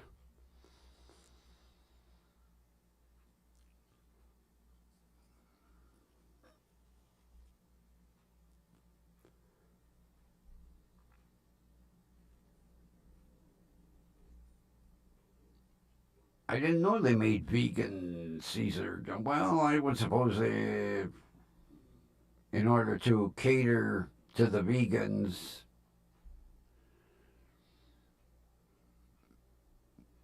Yeah. Oh, Linda, don't tease me. Really?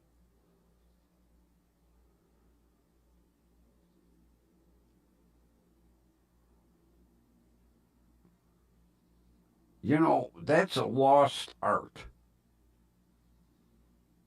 Making a Cobb salad. A lot of places, you know, you say Cobb salad, they look at you like you're speaking Chinese. Huh? Someone to make a really good Cobb salad, that's an artist there.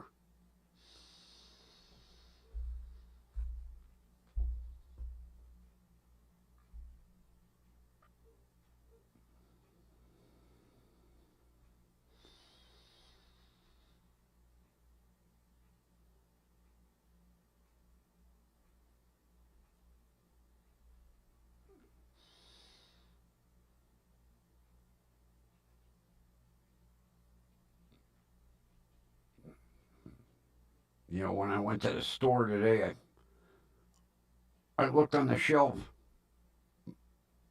and I says to the manager, "How come you don't have any Ken's dressing here?" Oh, our supplier. I'm tired of hearing suppliers.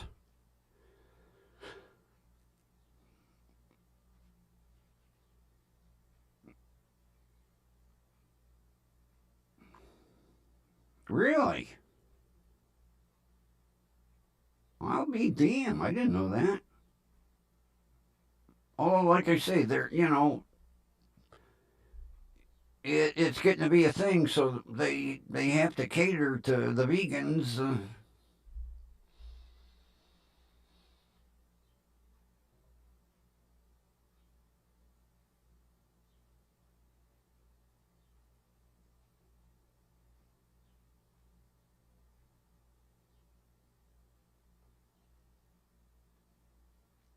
Yeah, that's what I miss about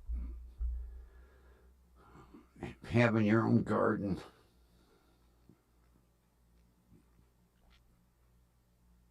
My last garden was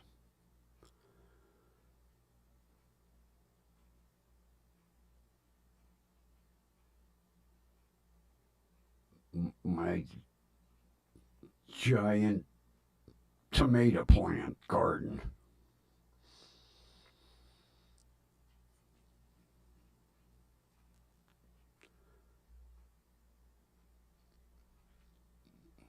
The tomato plant that grew up the roof of the house.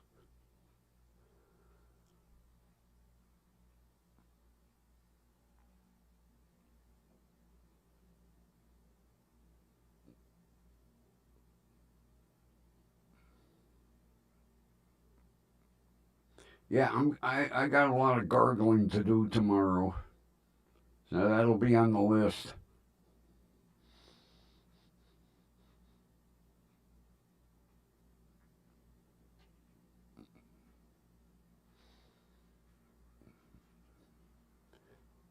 You know, my Jack and the Beanstalk tomato plant. Out of all the years I had a garden, the only tomato plant that went berserk. The only reason it quit growing is it got on the hot roof and it burned all the fresh growth.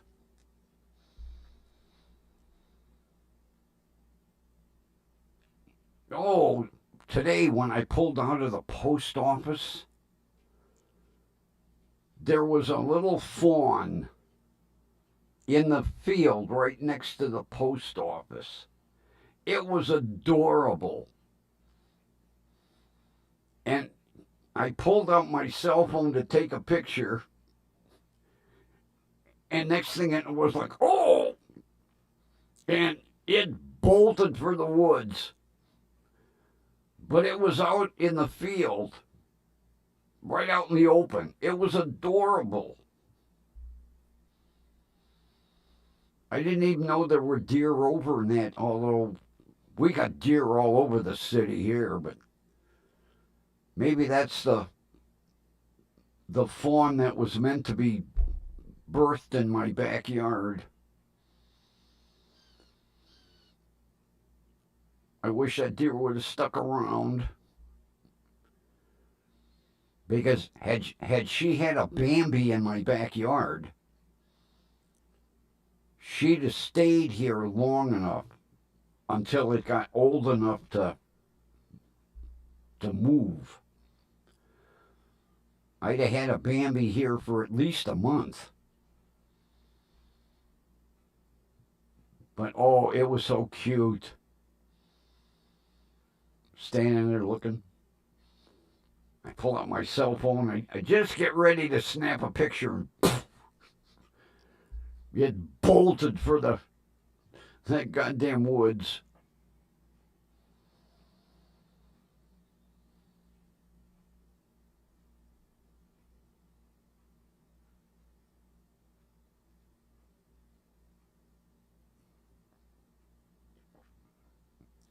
I'll tell you what, it's amazing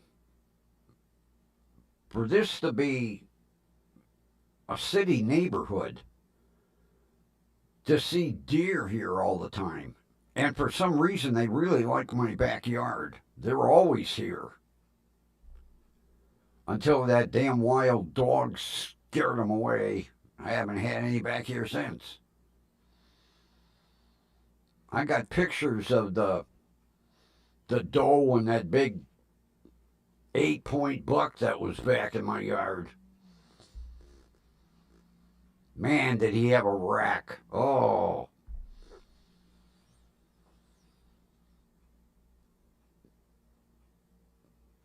Thank God he's in the city, because if he'd been out in the country, from neck up, he'd have been somebody's trophy.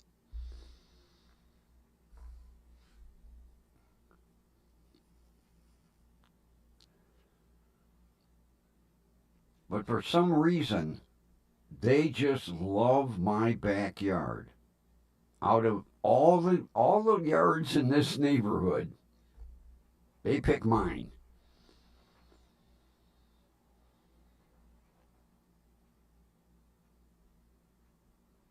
I remember a couple years back,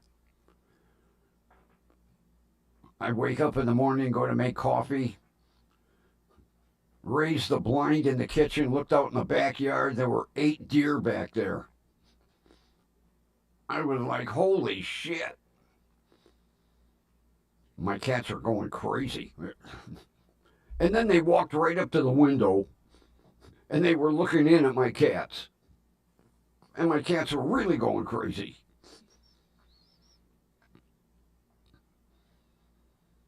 Yeah, I had 8 of them in my backyard. Marianne had 3 or 4 sleeping under her Japanese maple in her front yard.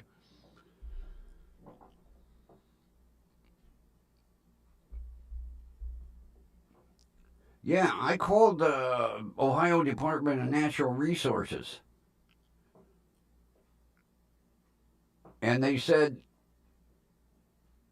all the deer from the park are going to be city deer.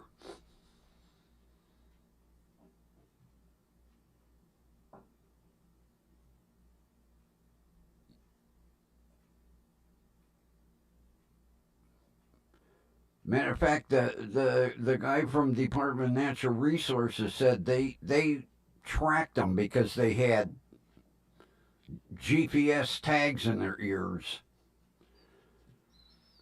And he said the herd that we had here was originally over, God, Lyndhurst, over in that area. How they got from that part of town over here was amazing.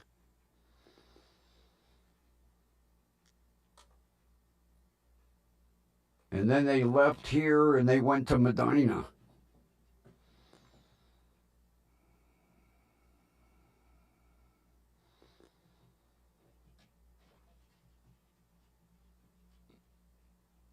Yeah, it was amazing to see them all in my backyard, and they all had tags in their ears.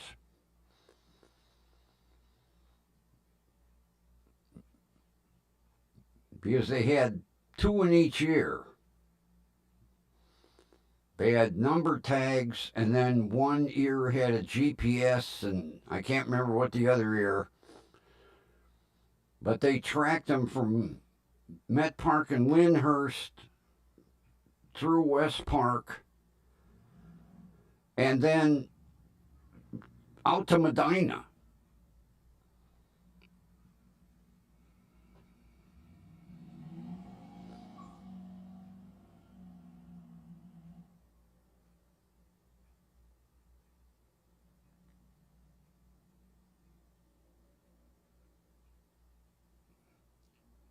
Yeah, he told me for some reason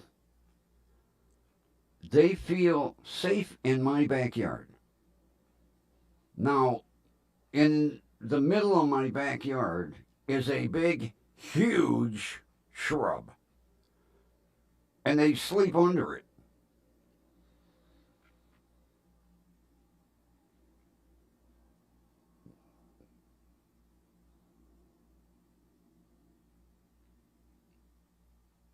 Because nobody else in the neighborhood has a big, huge, overgrown shrub in their backyard. Not to mention, my backyard's usually about 3 foot tall.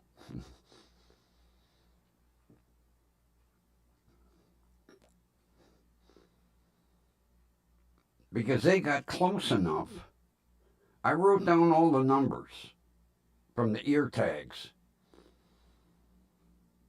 And I gave him the numbers, and he went, "Oh yeah, they were out in Lyndhurst, in Met Park out there, and then they came into West Park, and then from West Park they ended up in Medina." Talk about putting some miles on.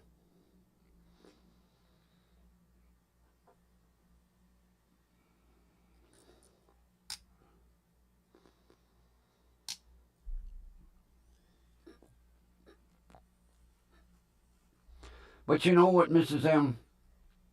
They are so domesticated from people feeding them. I could walk up and pet them.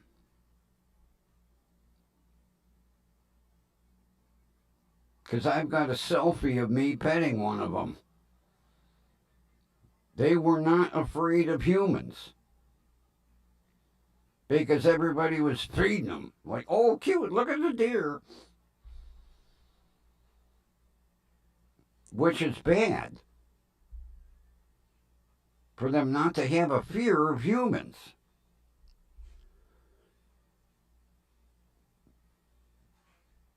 Yeah, one morning I walked out the side door and there was one right there, next to my truck. I was petting it on the nose. Then I asked it to move so I could get out of the driveway. I walked right out in the backyard. They never. What's this two-legged thing back here? And the guy from Ohio Department of Natural Resources said, yeah, he's actually, the people are ruining the herd because they're feeding them. And they're becoming so domesticated that they're relying on humans to feed them.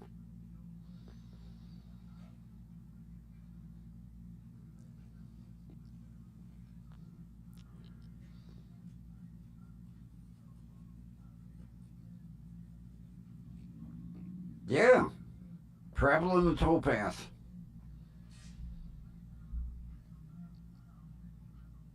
But, you know, it's sad that they're so domesticated. They're supposed to be, you know, wild. Had no fear of humans whatsoever.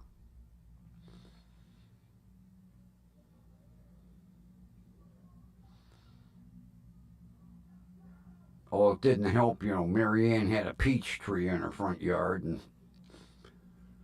they were enjoying the peaches.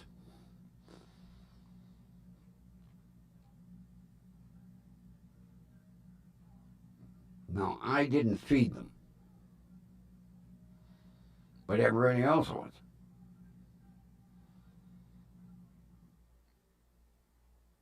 There was one neighbor up the street, went up the store and bought a couple dozen apples and threw them all over her front yard just to see the deer. Well, that ain't helping.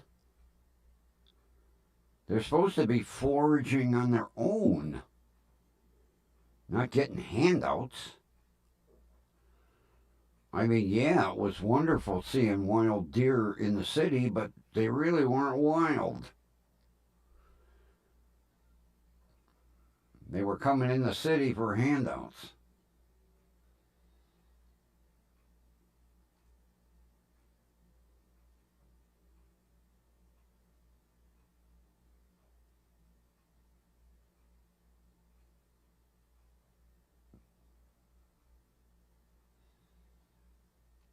Yeah, as a matter of fact, the guy from Department of Natural Resources told me if you see any different numbers, call me. And he gave me his personal cell phone. Well, probably his work cell phone, but so I would check every morning. Let's see. We got a 110 today. We got a 192. Then I'd call them and say, well, today there was a 110, a 184, and a 192, along with the others.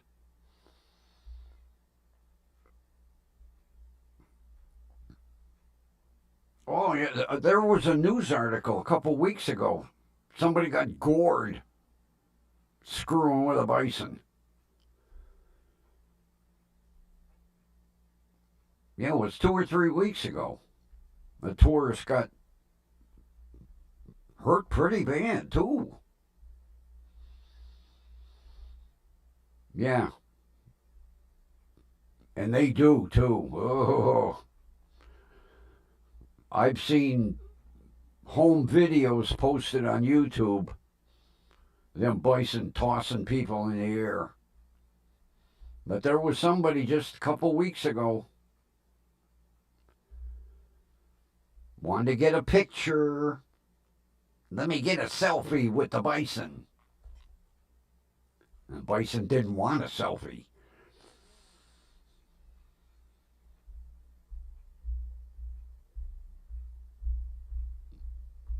I don't know if he actually got the selfie, but he got gored.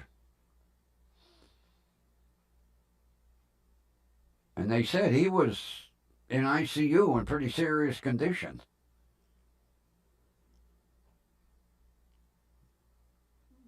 You figure if they stick you in the stomach and they toss you, it's going to screw your insides up a tad.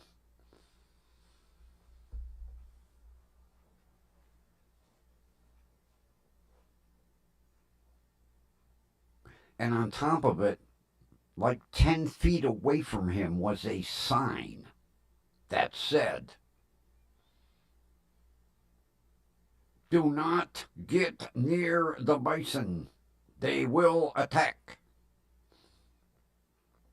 I guess he couldn't read English. Whoa, there's a shitload of videos on YouTube with idiots. Oh, look at the big cow. It's not a big cow.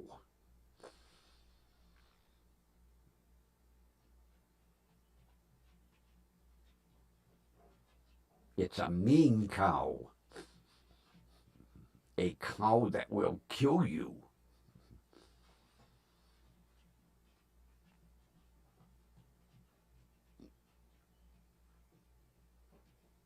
Although, I remember back in my teen years when I would be staying over at my uncle's farm, we'd sneak down the road at midnight, tip over cows. It's amazing how they can fall dead asleep on their feet. Thunk. When they wake up, they're like, what the hell happened here? Yeah, old Grumpy did some cow tipping in his teenage years.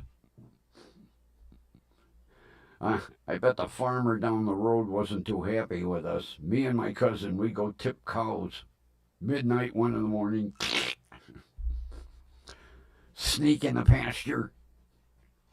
Shh.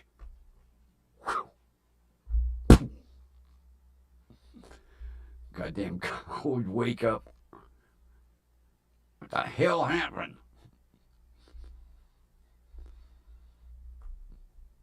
Yeah, cow tipping. Some cows will lay down, and some cows will sleep on their feet.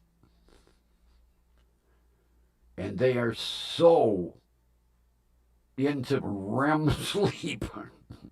You can walk up and give them a shove, and over they go. Yeah, Grumpy did some cow tipping back in the day.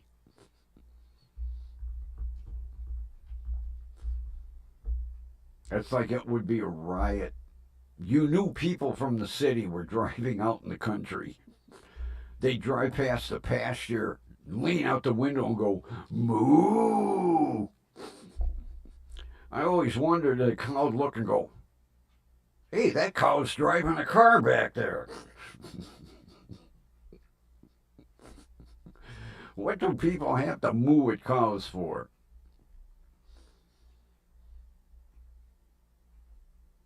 Yeah, you always knew when city slickers were out driving in the country. You'd hear them moo. I could see one cow turn to another and go, that cow was driving a car. How the hell did that happen? Did you recognize the moo? No, must have been a different herd.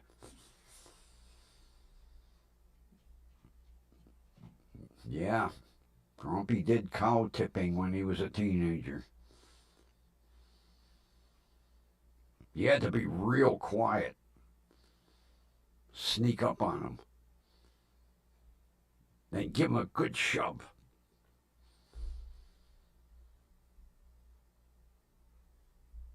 I've never seen that in person. I've seen it, on YouTube and on TV. I've never seen a goat faint in front of you. I think it's hilarious.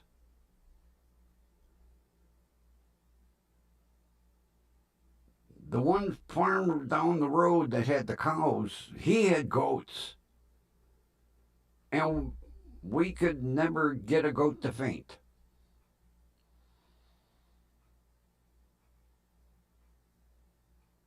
We tried everything. We could never get a goat to faint. I don't know what you got to do to get a goat to faint.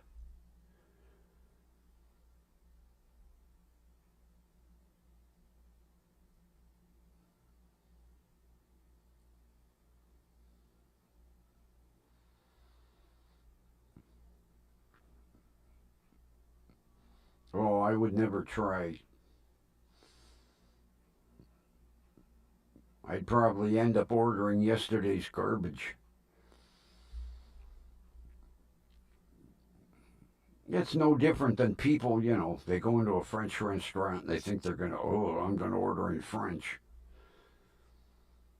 If you don't fluently speak the language, don't try.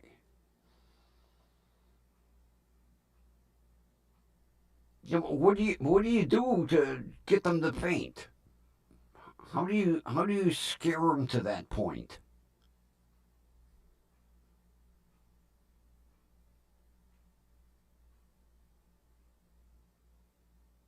We tried everything. Loud noises. Could never get a goat to faint. But I've seen it on TV.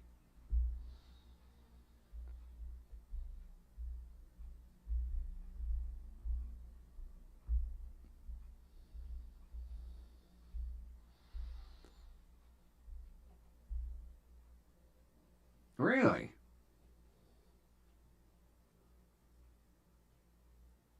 Oh, we were doing it all wrong, I guess.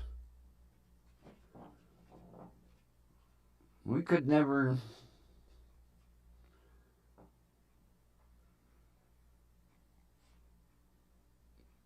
I know one thing for sure. You don't want to turn your back on them. Man, I got it in the ass once. Holy Christ. I don't know where that ram came from, but man, he rammed me.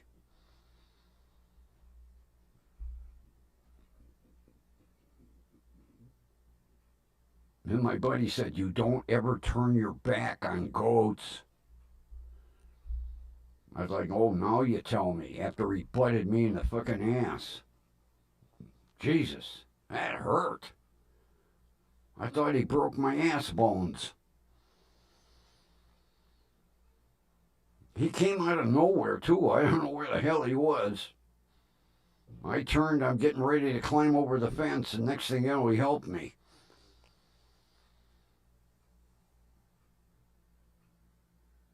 It was the last time I ever turned my back on. I learned a lot living out on my uncle's farm in the summer.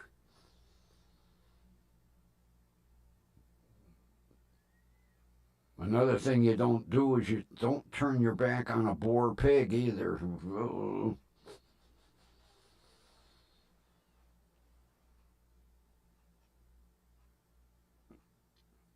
Basically, you don't turn your back on any animal.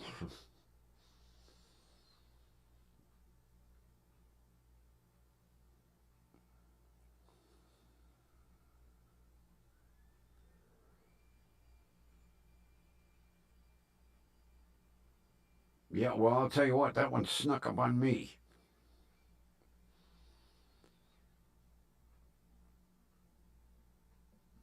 I don't know where he came from.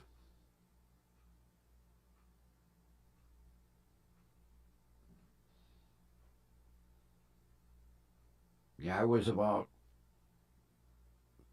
4 or 5 steps from the fence. Next thing I know, I was over the fence with a sore ass.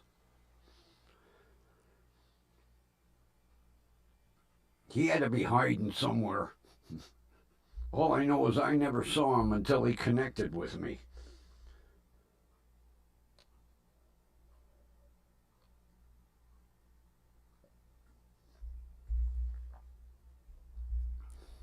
And what made it worse is I had to plow 15 acres for my uncle the next morning, and his tractor didn't have padding on the seat. Oh, that hurt.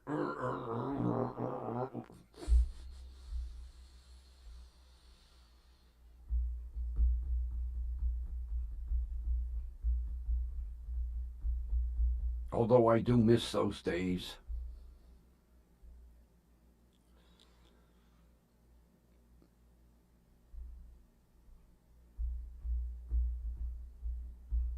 Oh, yeah, I heard that about ostrich. And then what's that bird down in Australia that could literally kill you?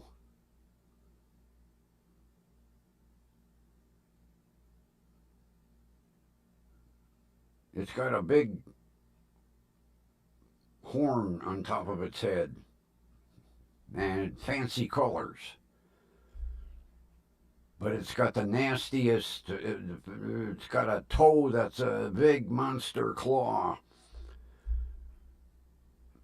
And they literally killed people. I can't remember the name of the bird. Big bird. Hey, cassowary. Yeah, I've seen them. Oh, man. I've seen them in wildlife documentaries in Australia. Oh, those are nasty ass birds. Holy shit. I can't remember they said how many humans that them birds have killed over the years. They like slice you right open. You get filleted with that big toe. Got a big toe.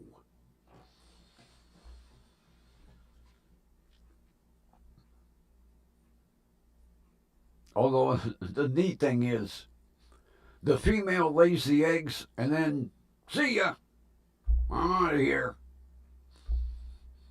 And then the male has to hatch the eggs and take care of all the little ones. And mom, she just, I'm out of here. Bye.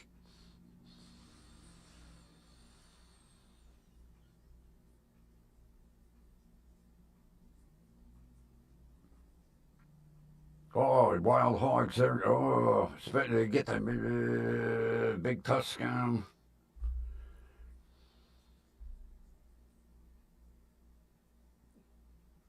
Yeah, I've heard Texas is like overrun with wild hogs. It's like open season. Anybody can go out and shoot them whenever they want.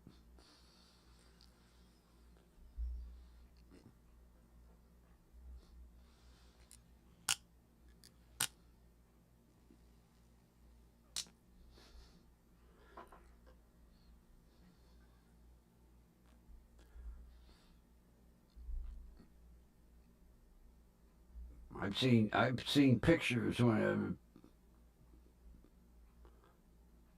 down in Texas when they shoot some of them.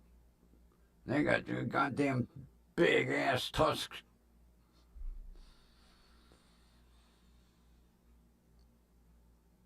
Don't they flush them out with dogs? They have special trained dogs to flush them out. Evidently, your friend's wasn't one of them special trained and unfortunately tangled with the wrong animal. That's sad to hear.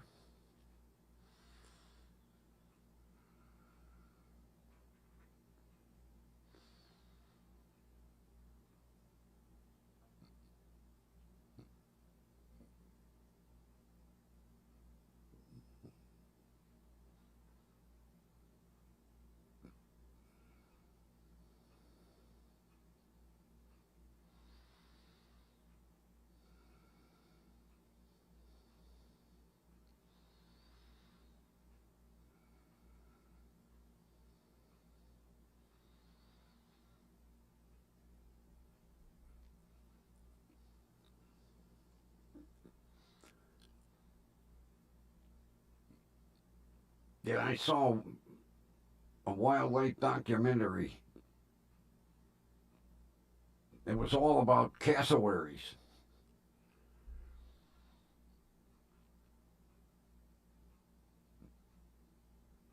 And they were showing that goddamn, it's got what, three toes? And that one toe has got that big nail on it. And they can literally just take you apart before you know what hit you.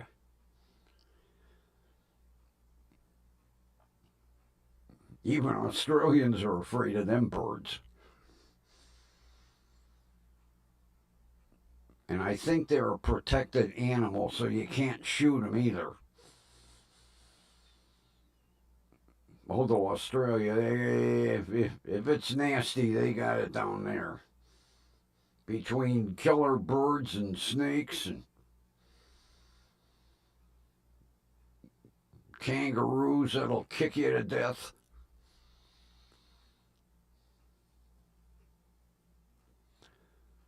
Yeah, kangaroos, ostriches, they got all them killer animals down there.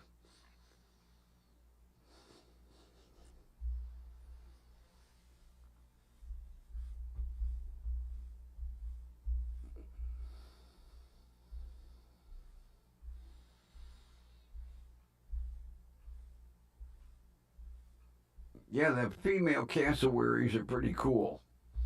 They make a nest, they lay the eggs,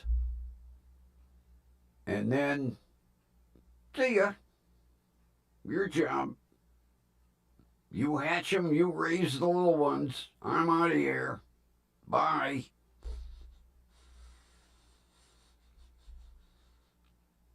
And she goes out to look for another guy, another sucker. Here I am. I'll make a nest. I'll lay the eggs. See ya.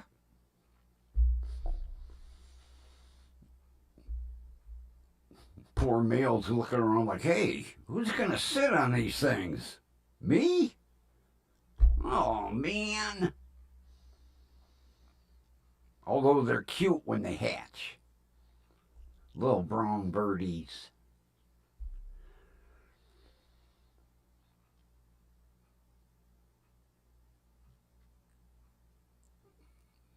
Well, these people get some food.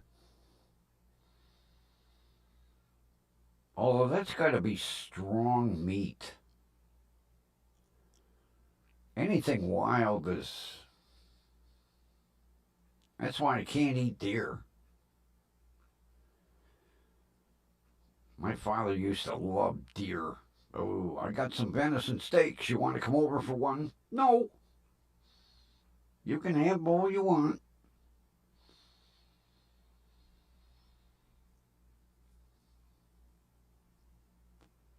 I'm making venison stew. Don't make enough for two.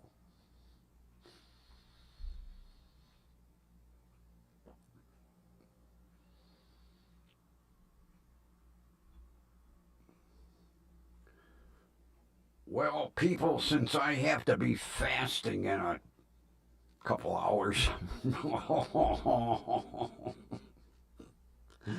Oh, I don't want to think about this. Oh, man.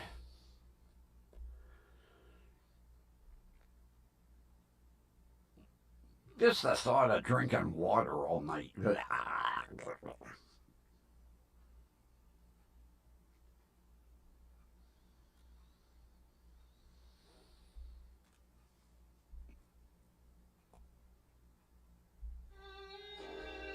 And with that, peoples, I'm going to enjoy my salad. And I'm not going to have no chip dip tonight. Or chips. Or anything else. I'll be on a water diet until noon.